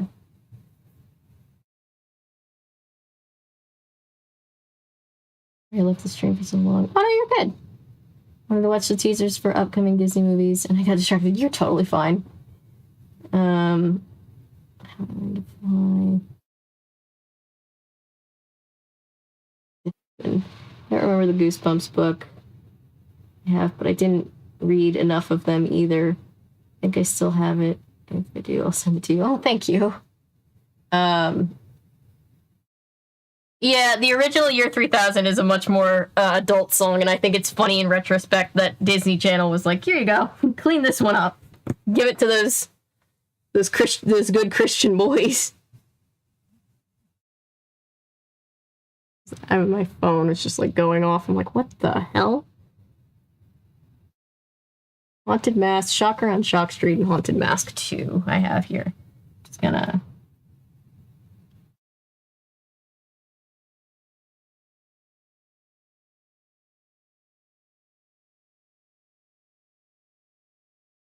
Okay. There's just so many of them, I always forget what comes where. And Haunted Mask 2, there you go.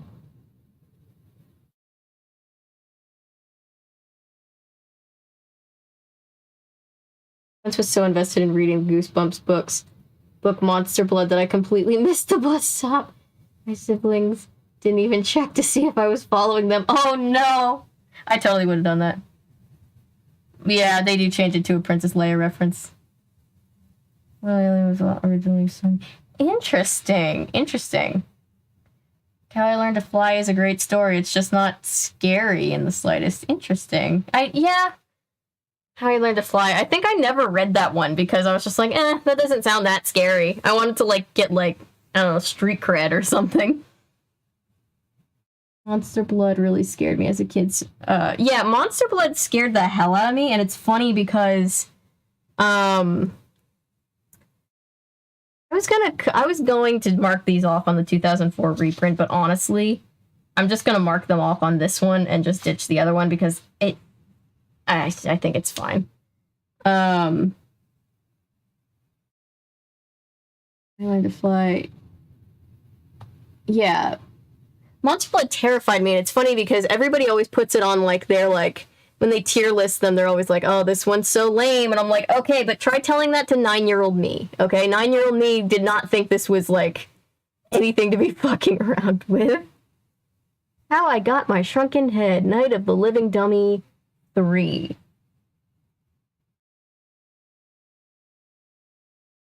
You know what my favorite thing? I absolutely love...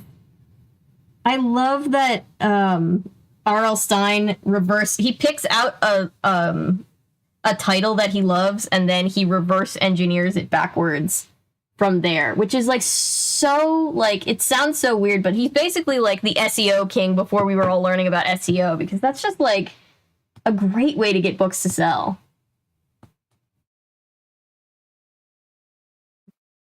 I haven't seen either of those shows that I'm way behind on TV right now, like modern TV.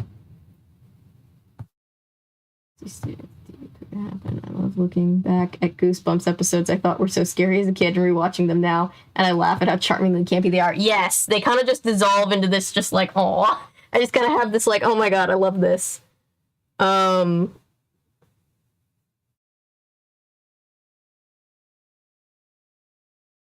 Hair Day.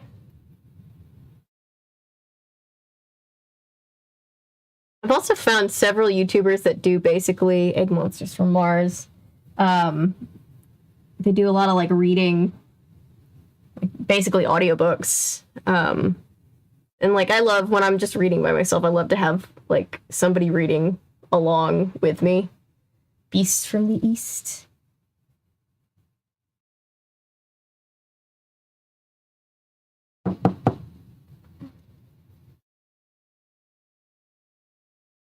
Cheese and Die again. I love how he just said say cheese and die, and it was really popular, so it was like say cheese and die again.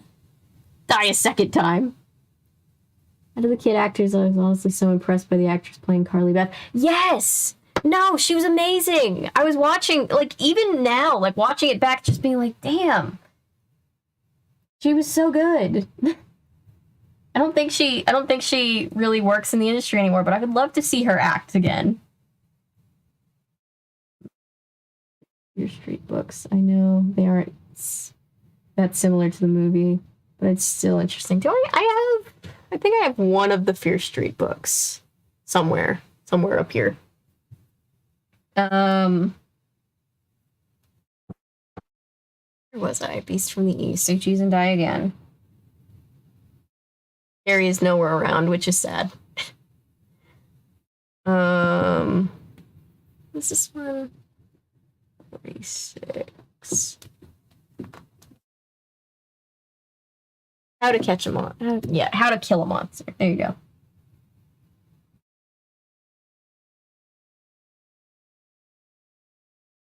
I think they should have helped her out on The Voice, The Mask, but they really left her out to dry on that one. The performance was great. She's gonna dance now. That's cool. Be there. For us, but missing out on some of the good new series. I mean, honestly, the reason why my channel is about older stuff and not like the current stuff, like if you want to see like reviews of like current movies from like a more analytical perspective, Amanda the Jedi, amazing channel. But my channel is about what it's about, just because this is my special interest always gears towards the old anyway. Like when I first started the channel, I was just like, oh, Avery talks about stuff. When I was like, okay, that'll be, it could just be anything. And then like the first 3 to 5 videos, I only did old stuff. So I was like, oh, that's that. Yeah, the highlighted ones are the ones I have. So this is like this for the super severe collectors. So it has like a separate page for like the 2004 reprints, but honestly, I'm just going to highlight them all on this one page because that's going to be easier for me, and I'm honestly not obsessive enough to be like, I need both copies. I just would like to like own one of each story. That's fine. I'm not like super prestigious about like which print I end up getting, but if I find an original, that's great. Always, but like, yeah, as long as it's the story, I just appreciate having it. Hilarious example of method acting for a kid. Wait, according to, she insisted on eating the real worm. Oh, I haven't seen it yet. Oh God, that is insane method acting from a child. God, I could never.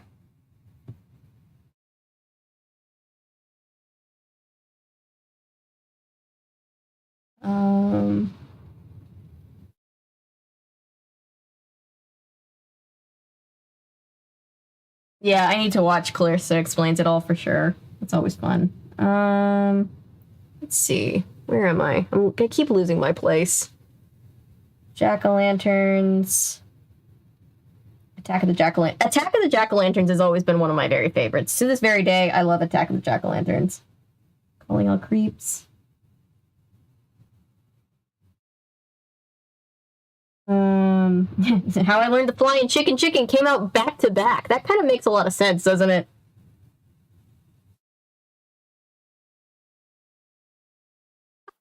Chicken. I thought I didn't have Chicken. Okay. Yeah, Chicken. Can we just talk about this? Just talk about this absolutely insane cover art. The cover art alone gives you nightmares. Forget about reading it. If you just see this at the library, join the all-new Goosebumps fan club. Details inside. Oh, wow. Only $8.95, guys. The fan club pack. Wow. Remember the episode? Yeah. The actress who played Carly Beth. There's an episode of Are You Afraid of the Dark? Which is the... Interesting. I never knew she was in Tale of Walking Shadow. I'll have to cover that one soon. I think I scrolled past that one because I did an Are You Afraid of the Dark episode. I recorded it today. And I think I scrolled past that one, but I ended up covering... What is it actually called?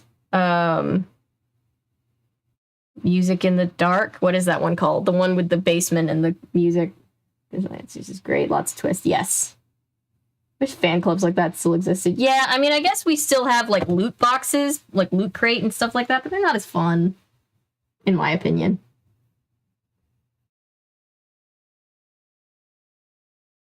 Chicken. Alright. Don't Go to Sleep, a personal favorite of mine as a kid with night terrors. Probably not the best thing to be reading, but, you know. Felt like somebody was commiserating with me. Don't Go to Sleep. Curse of Camp Cold Lake. Camp ones are really good. I keep remembering how good the camp ones are. Too scared to watch Are You Afraid of the Dark? The intro still scares me to this day. It still creeps me out.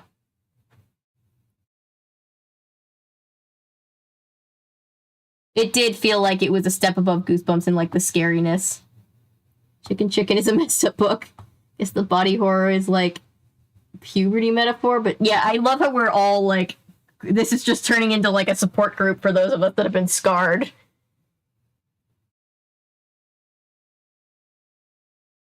I feel like I would... What? Best friend is invisible. But that's... Okay. Yeah, I feel like it would be really funny to say to R.L. Stine, you gave me all this childhood trauma, but I think he would, like, take it to heart and be, like, sad about it, so I wouldn't want to, you know? Deep Trouble 2. Okay, so we have Haunted Mask. Where's Haunted Mask, the first one? It's early. Haunted Mask here. I'm just gonna count them all on this one. I just need to know which ones I own. Deep Trouble. Deep Trouble and Deep Trouble 2 also scared me because I've always, to this day, I'm very, like, creeped out by the ocean. I think Deep Trouble and Deep Trouble 2 are part of it. Animorphs uses body horror as a metaphor for losing humanity in wartime. Ooh, yes! I meant to reach out to you again because I'm getting closer to wanting to do an Animorphs video. Do you have, like, I think I asked you this already. Do you recommend starting from the beginning? Or, like, if not, is there one that's like, oh, that one's the best one, start with that one? Final season of a different world. Animorphs has even more night. Animorphs, I don't think I ever really saw that much of. Yeah, I didn't see any of Animorphs. I think I probably just got scared. Freaking love witches. Witches is fiction. So, okay, bad news. We have finished this book. The good news is you're welcome to go back and watch the VOD. The other good news is we're just chilling out and having like a Goosebumps support group and talking about the things that gave us childhood trauma now. So that's fun too. You should definitely start at the beginning. Copy. Okay. I'm sure this has been something that you have already said, but I forgot. Blob that ate everyone. Everyone, huh? Does anybody remember, did anybody have 321 Penguins where it's like Uncle Blob's Complaining Carnival? Little Snowman of Pasadena. Where is it? That was always one of my favorite titles. The Abominable Snowman of Pasadena.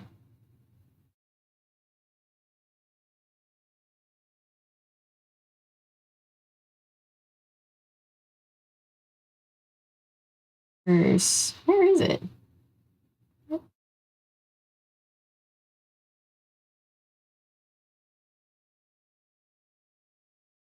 My familiarity is mostly with the books, but I do know a bit about the TV show.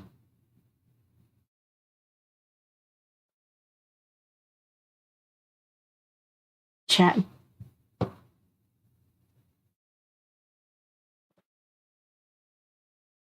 She'll come to mind. Yes.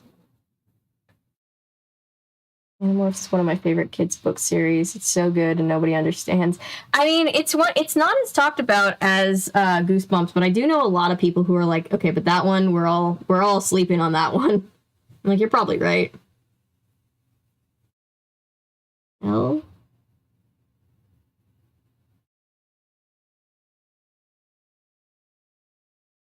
There it is. I was like, I know I just saw it. Damn. Let's see.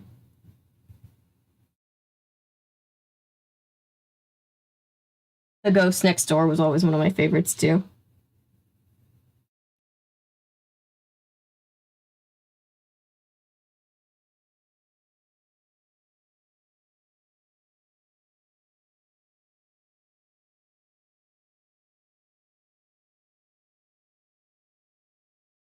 Ghost Next Door.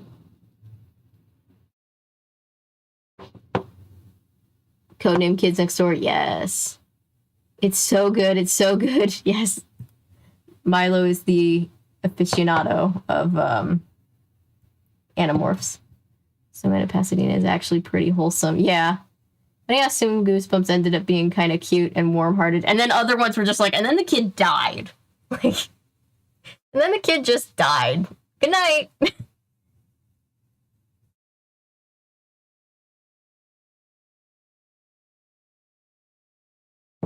also think it's funny that because he worked backwards from the titles that he liked, he says that there are some titles that he never got to use because he was like, oh, that'd be a good title, and then he just couldn't think of a story to match up with it. Camp Jelly Jam is one that I don't have, and I gotta find it somewhere. Camp Jelly Jam was such a good one. What I remember. A lot of these I haven't read in a very long time, but I remember having fond feelings of them.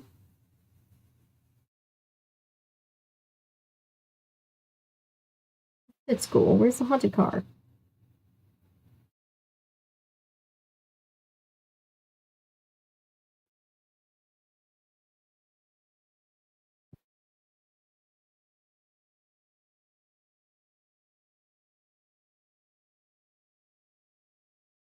All the books when I finished any of them. I like the books, so I probably would like the TV. Fair enough. Goosebumps for the zombie apocalypse and the kids get in the car and drive away. The end. Yeah. Some of them, and then like Night in Terror Tower, I feel like he wanted to write a sequel and he just never did. Because like it leaves off on such a cliffhanger, and some of these other books just got several sequels, but they never did a Night in Terror Tower sequel. Which makes me annoyed. Where is the haunted car? Am I going crazy?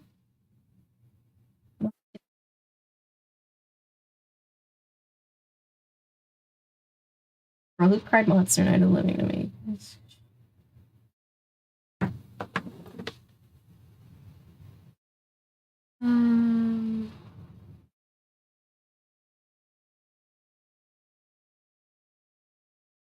You like the Goosebumps movies, the one starring Jack Black. So I actually haven't seen them. I was an extra in the second one for a few days, but I haven't seen them yet. 5 kids are visited by like Prince, alien general who lives in the ability to morph by absorbing the DNA in a sentient animal. I actually don't know if you can see me or not. It's in the scene. It's in the second movie. They had me be a middle schooler who was running from monsters on Halloween night. And all I know is I think we were told that Slappy was like chasing us, but we couldn't see because obviously like all that's in post. So they were just like, there's a monster over there. Just run the other way. And I was like, okay.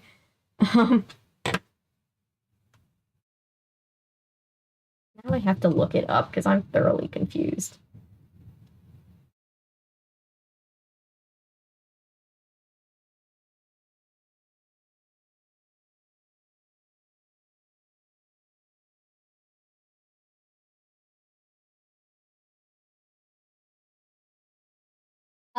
Sloppy, yes.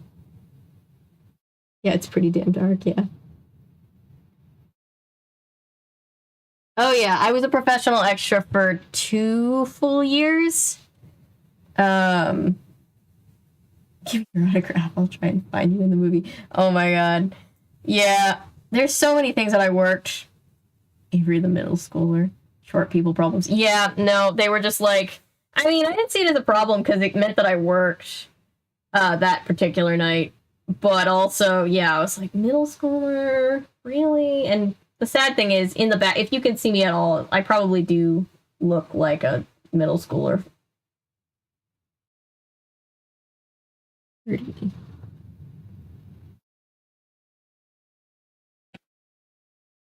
I have so many questions. Haunted car. Is the haunted car at Goosebumps 2000? Where the hell is it? Found Avery in Stranger Things. Did you? So I found myself in a second place in Stranger Things where, because I always knew that you could see me on the escalator. What I didn't know is that you could absolutely also see me. Yep, there it is. That's why I was confused. No, that was a Series 2000. I thought that was an original. Okay. You can also see me at the 4th of July carnival. I'm walking by right after they find, spoiler alert, that one person no longer alive. David Harbour's like running around, and before he goes into the Hall of Mirrors, I walk by him and I'm just this short girl with this big teddy bear, and I just look so sad and cold because I was.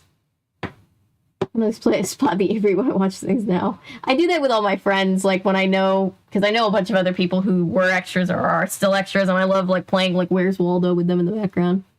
Yeah, I did work Palms. I haven't seen that one either. Worked Palms. Palms was fun to work. That was one of those things where they needed so many people that like everybody was there, so like I just got to hang out with all of my friends. Yeah.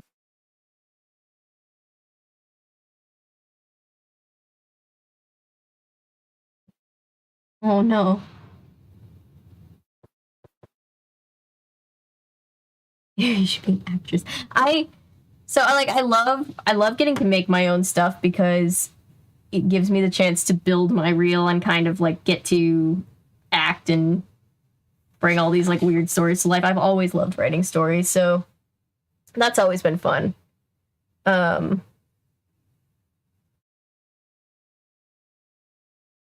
Like entertaining people. Attack of the... Where are Graveyard Ghouls? Is that also a 2000? Now I'm super confused.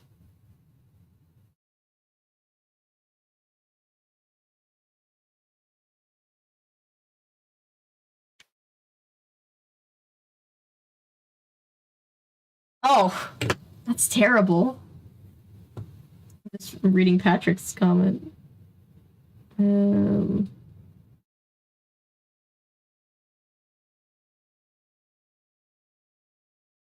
return to Ghost Camp. Graveyard Ghouls.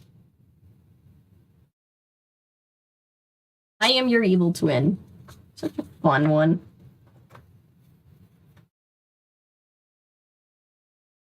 I also had like this moment of crisis when I first started collecting them, and I realized how many were published after I stopped reading them, and I was like, what are all these newfangled books?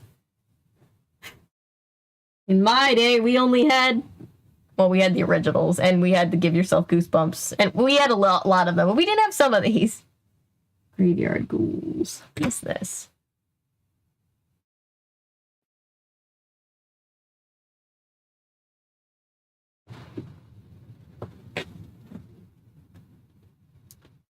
Oh. Thank you guys for just hanging out with me. It's,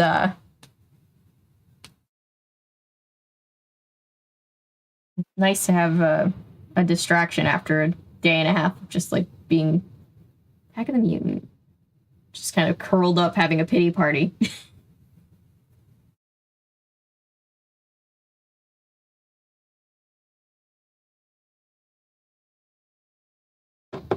We don't have lives. Neither do I, so it all works out.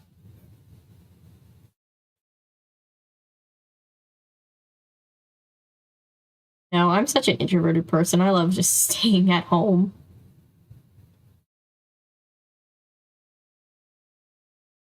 Graveyard Ghoul. That has to be a 2001, right? Yep, there it is.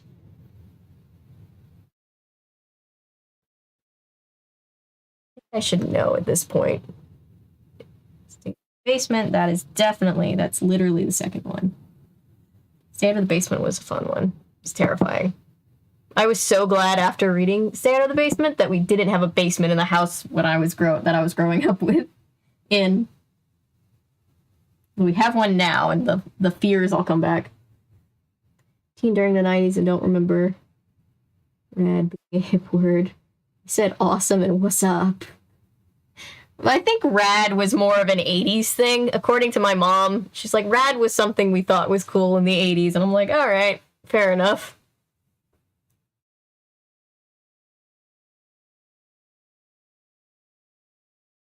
Scarecrow Walks at Midnight is another one that I like.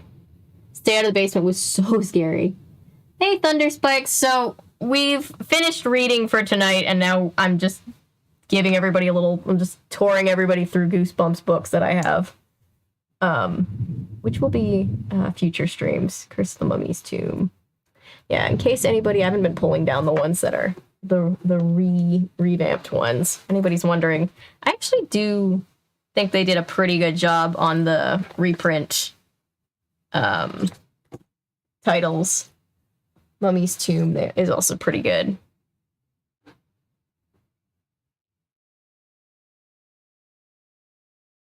Why they think they don't need to number them now that they're... Gladly I'll stay. Well, thank you. You're also welcome to chill out. If that's not your vibe, I won't be offended. And if you want to go back and watch it, the VOD is always available. I always leave the VODs available because I get really, like, OCD, and if I, like, miss one of a series, like, it'll just straight up make me not want to finish it if I can't go back and see it. I don't know, maybe that's just me, but I'm like, in case there's anybody else out there like me, we always have the VODs. Night of the Living Dummy. Is Night of the Living Dummy 1? Night of the Living Dummy, the original. Why didn't they ever make a Night of the Living Dummy episode? Because they made Night of the Living 2 and Night of the Living 3, But they never made one, and I was always so confused. Now with bonus features, are there actually bonus features in this book? Now with bonus features. I feel like if there were bonus features, whoever owned this before me surely took them. Which is fine. Oh no, there is, like, there's extra stuff in the back. Slappy's greatest wisecracks. Is that your head, or are you hatching an ostrich egg in your neck? Wow, Slappy. Is your hair red, or are you just starting to rust? Okay, that one's kind of funny. I find that one personally funny.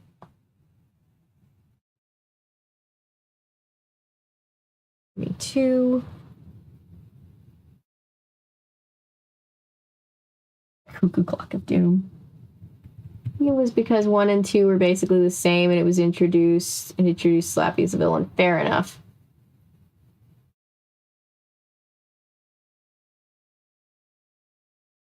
Nobody is Bob Ross. I don't take offense to that at all. When I started streaming, the first stream I did after the charity stream was actually a reading stream, because I figured a lot of you guys watch the channel, like, at about that time anyway, so I was like, maybe it'll be just like, I always like to have something on to go to sleep to, so I was like, maybe that'll be something that can be, you know, useful for people.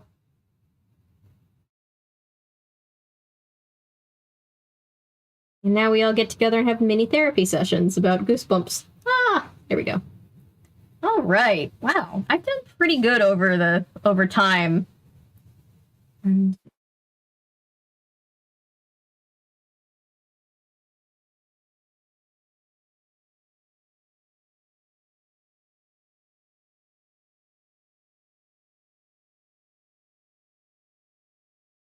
like over 40 of the original ones. That's actually, I didn't realize I had that many of the original ones. All right. I have 3 of the Series 2000, which I didn't think I had either.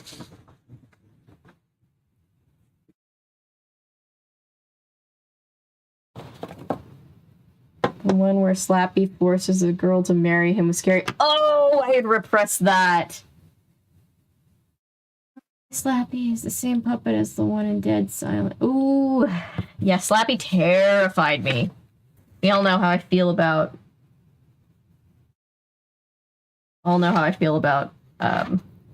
Slappy.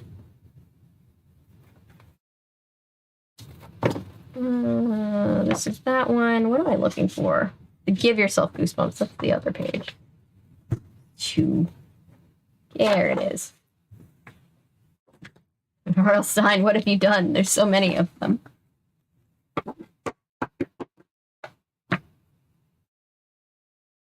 Gosh, that's like my worst fear, is like falling asleep.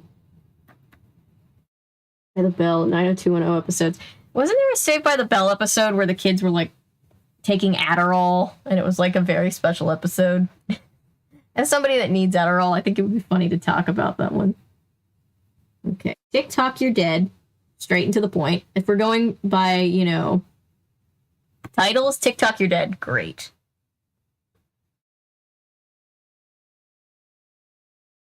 Tapped in at Batwing Hall.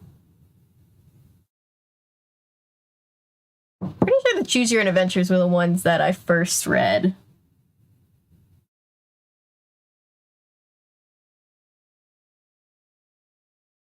The Deadly Experiments of Dr. Eek. I've returned to chat after having a nice dinner. Balsamic burgers and ginger beer. Nice. That sounds awesome. So excited. I'm so excited. I'm so scared. Yep, be right back. Okay, take your time. OD dumping. Oh, I'm so sorry. That's why. Ooh, would have been a really sucky place to die. Yeah, I can't argue there.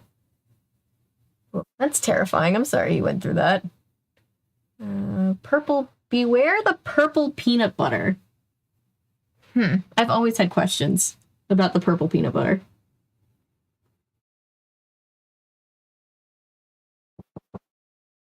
Under the magician's spell. So these are here. Cool. Recreations of Professor Shot. Oh, yeah.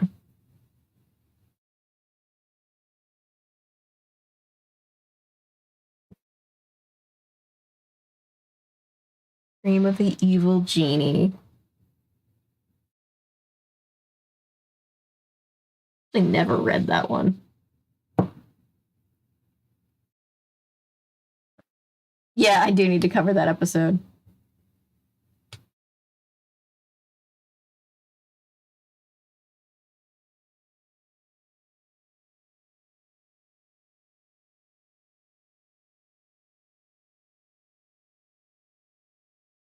I'm missing one. This one. Oh, Night and... No. Okay, cool.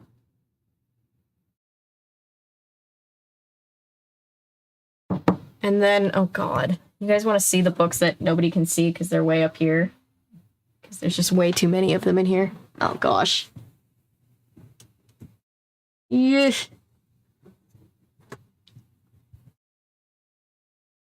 God. Slappy World. These are Slappy World books. I've ever read the Slappy World ones, actually.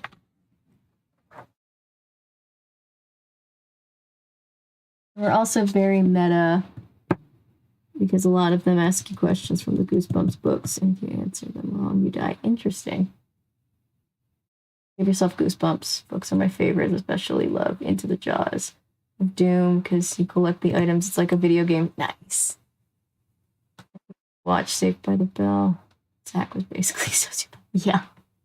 It's not nice to any of his friends. He really wasn't. It was supposed to be Speed, but NBC was all, we can't have Speed. We have people half dressed, but we can't have Speed. Make it caffeine pills. That's right, it was caffeine pills. Right.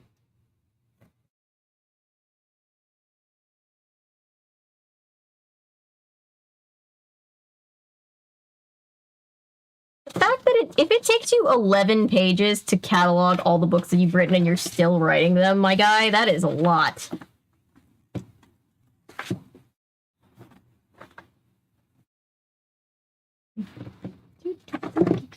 Mm.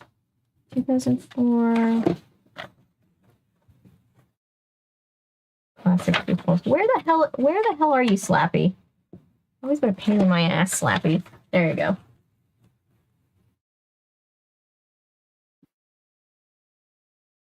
And then Carlton did Speed on Fresh Prince. Yeah, he did. From Shutter Mansion.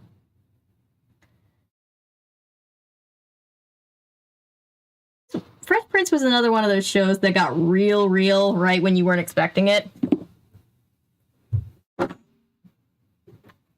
All right, Loki, now I think you're falling over on purpose.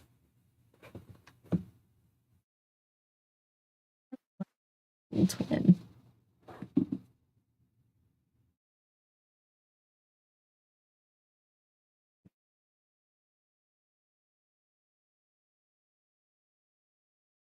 I don't remember it being Adderall. I remember it being Adderall too. That's weird. Funny. Can we just talk about the say cheese and die screaming is just so extra?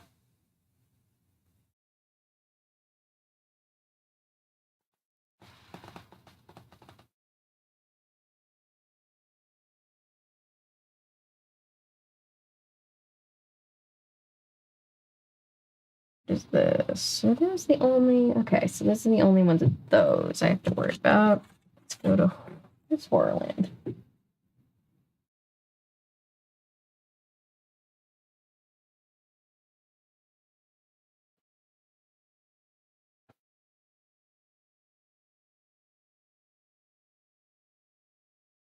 I love that this has turned into a whole production over here. Same thing happened on Fresh Prince, but Will actually got a gun. Yeah. Yup. I remember crying the first time I saw that episode. So many episodes of Fresh Prince made me cry back in the days. They probably still would make me cry.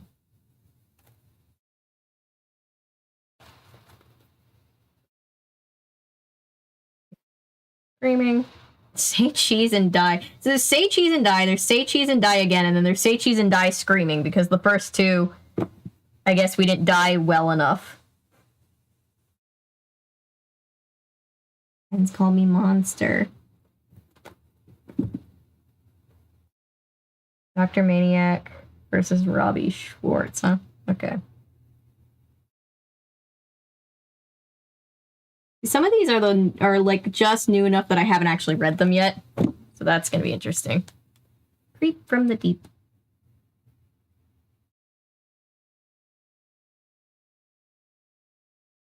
Oh, this is I have one Hall of Horrors. The 5 Masks of Dr. Scream. There aren't that many Hall of Horrors. I wish they had done more of them. Goosebumps Most Wanted. These are the most wanted. Okay.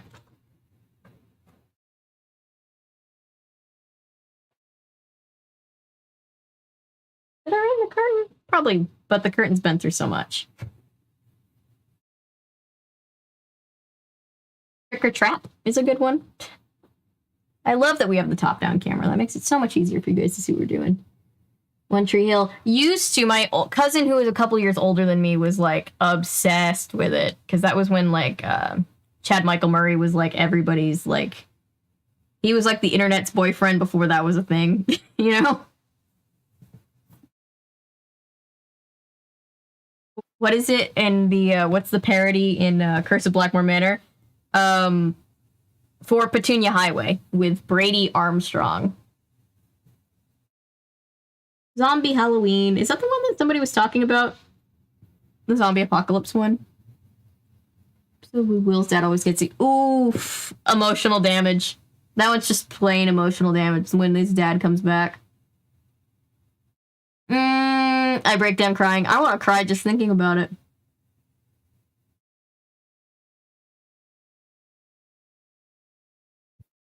It was very, did anybody watch? It was on Freeform. It was so after school especially, but I loved it because it was like the only show that I've ever seen that had ASL used in it. It was Switched at Birth. I remember in high school being like obsessed with Switched at Birth. None of the Puppet People. That's not... I have a bone to pick with whoever made this list because Goosebumps Most Wanted, Here Comes the Shaggy is actually number 9 in the series, and they said it was number 10. Unacceptable. They put this whole list together and they made a single mistake? How dare they?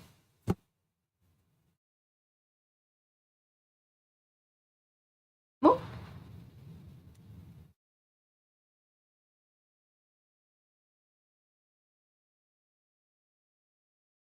That One Tree Hill scene, yeah. Teen drama I ever got into was Glee. I missed out on Glee somehow, which I think was for the best, because whenever I hear people talk about Glee, Night of the Puppet People, this is gonna give me so much trauma as an adult. Oh my god, this is gonna give me so much trauma. This feels like that Pinocchio movie we talked about a few months back, but like on crack. Night of the Puppet People. I hate that.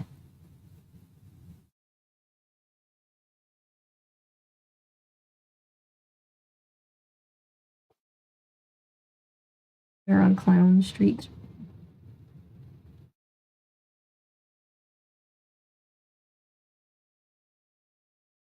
Yeah, it kind of sucked, but I love it anyway. Yeah, that's how I think about, like, a lot of things from childhood. It's part of what this channel is, right? It's like, maybe it sucked, but we have good memories of it, so let us have this.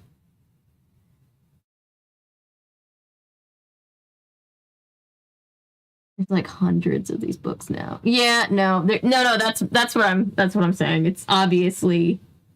I obviously would have made more than just the one mistake. It is just funny that... How dare they make this whole list and have one single mistake after hundreds of these books? Son of Slappy.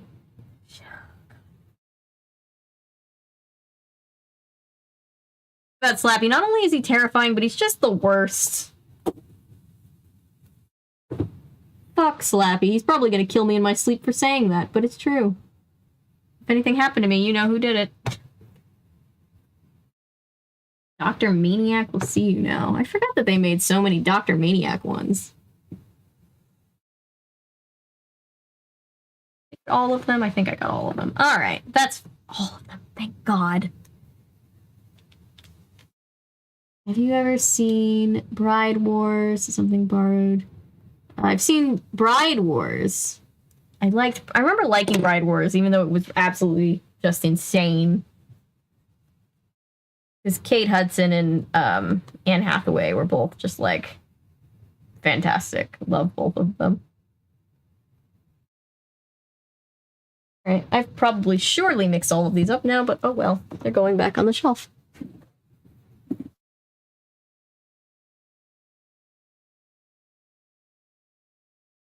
All right.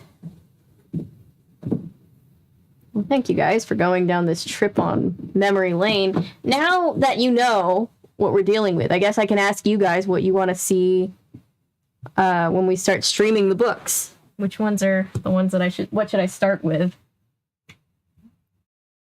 Newer stories also must be the new, the R.L. Stine ones, probably. I know he talked in that interview. I don't think it was in the part that I kept in the video that I posted yesterday, but it was like, he talks about how, like, he's like, you know, the tech changes, everything changes, but, like, you know, the things that scare us never change. And, like, that's the thing about Goosebumps. And I was like, damn, you're right. You're right.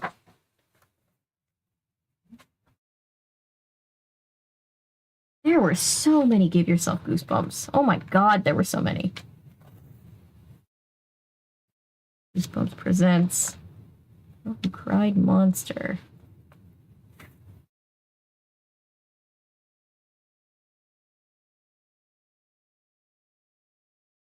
Rid of a couple of these pages that I just think are overkill.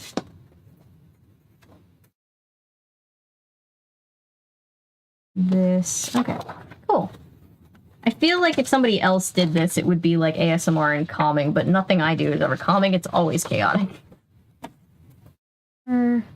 Bride Wars is one of them. It's of lemon slices because she used too much fake tanner. Oh my God, I remember that. They are so horrible, but they're so fun. Like, that's the thing. Like, sometimes the horrible movies are the ones that you actually want to watch.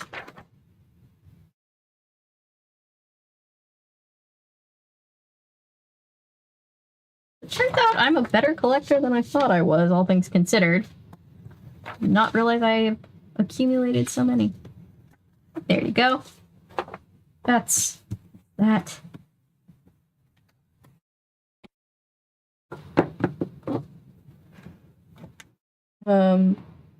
Wait. As long as you do my Mother Goose rock and rhyme requests, you do whatever Goosebumps. So you want. I have it on the list. I'm actually very excited for that. I love all of those fairy tale Shelley things that were made. They're all great.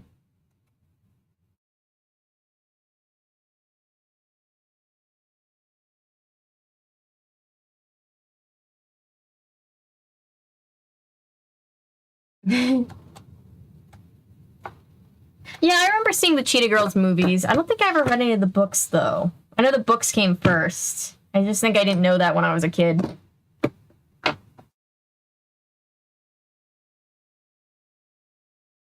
Whoop. No, don't turn off yet. I'm not quite done, stream. There we go. Okay. The Princess Diaries books are... The Princess Diary books are so dark! Oh my God. That has to be one of those things where, like, you cannot tell me that the movies are not better than the books. Oh my God, they're so disturbing. Any more of that 87 Beauty and the Beast show? Not yet, but I think I'm going to, because I think tomorrow I'm just going to kind of curl up and do some editing and chill. Yeah, so I'll probably watch some more of it tomorrow. I was telling all of them...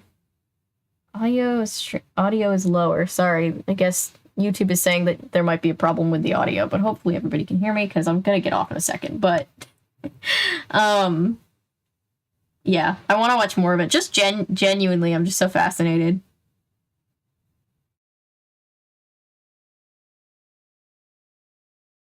I think it's so 80s, and I love it so much. I just love Beauty and the Beast. I've never even with like the crappy Christian version, I still had moments where I was like, "Oh, this Beauty and the Beast," like against everything like in me. Yeah, I finished cataloging all of these Goosebump books that I've cataloged, and I was just asking everybody what I'll probably read One Night at Horrorland first when we do that one. But I would love to know which ones you guys would like to see read first, because there's so many of them.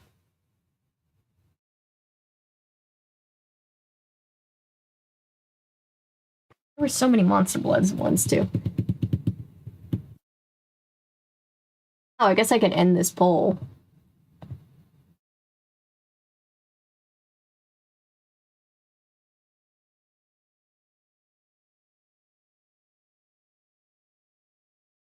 Yeah, I wish they would make Princess Diaries 3 too. I've been planning on making those videos for a while. And the Enchanted videos, and oh my god, it's so funny because we've hit 200 videos, and if I ever believed that I would get to 200 videos, I think I would have said, like, is there enough stuff for me to talk about for 200 videos? And the truth is, I haven't even scratched the surface of all the stuff that I want to talk about. Girls' books are pretty average middle grade girl fare. Main things that make them exceptional is that they're about black girls with a fairly diverse group. Nice. I had heard that before, which I never knew. Gremlins, yes, Gremlins needs to happen for Christmas.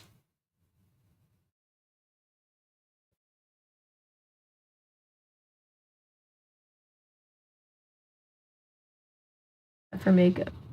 Scene with Mia. I would love that. I'd love to find out that Lana's grown into a better person.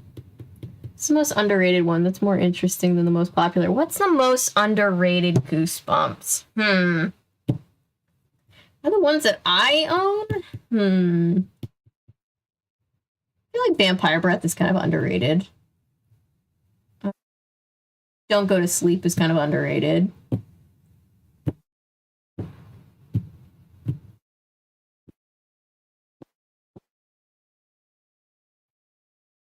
COVID and Mia having what? Oh my god. Oh god. Yeah, I'm gonna get off in just a second. I can feel my voice starting to go. It's been kind of on and off all day, but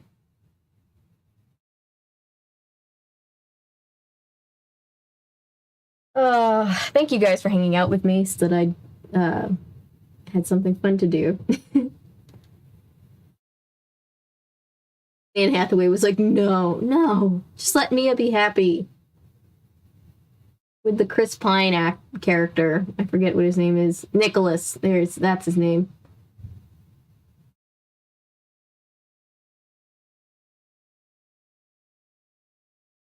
Ooh, old Popeye cartoons.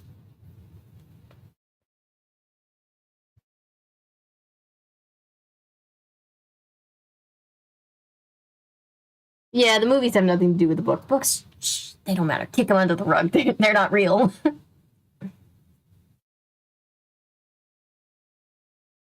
Oh my gosh. Well, thank you guys for just chilling and then chilling out longer and talking about Goosebumps. What those books you got? Latina girl, Italian African American, twins, mixed girl, unknown. Dang. All different economic brackets. That's so interesting. I would love to read those. I will. Oh, don't be sorry. Yeah, I think are the comments still on? Did I fix it? Because I fixed the comments. Because when I woke up to like 5 messages being like, the comments are off, the comments are off, the comments are off, and I was like, oh god, and then I went and fixed it. And they honestly it did get turned off a couple more times, so I'm just gonna check real quick to make sure that we still have comments. It's also been brought to my attention that the full episodes. Yep, there it is. Yes, we still have comments on that. That is good.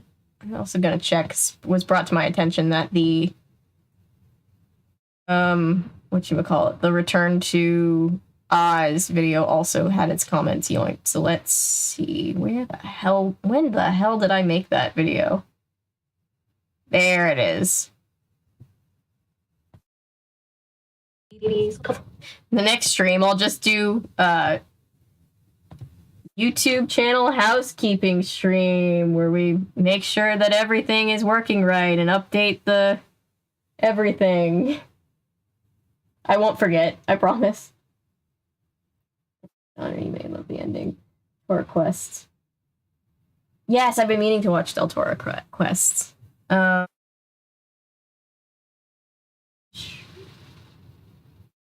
Yep. But I will let you guys go.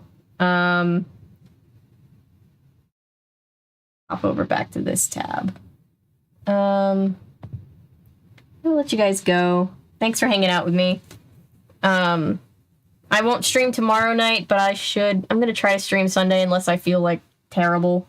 I don't have the P.O. box activated yet because I was going to do it yesterday and then I went to urgent care instead. But oh well, I'll get it done next week and I'll let you know like as soon as we have it. Later, alligators. Bye, guys. Appreciate you. Thanks for hanging out. Woo. Thank you. Thank you for hanging out. Bye.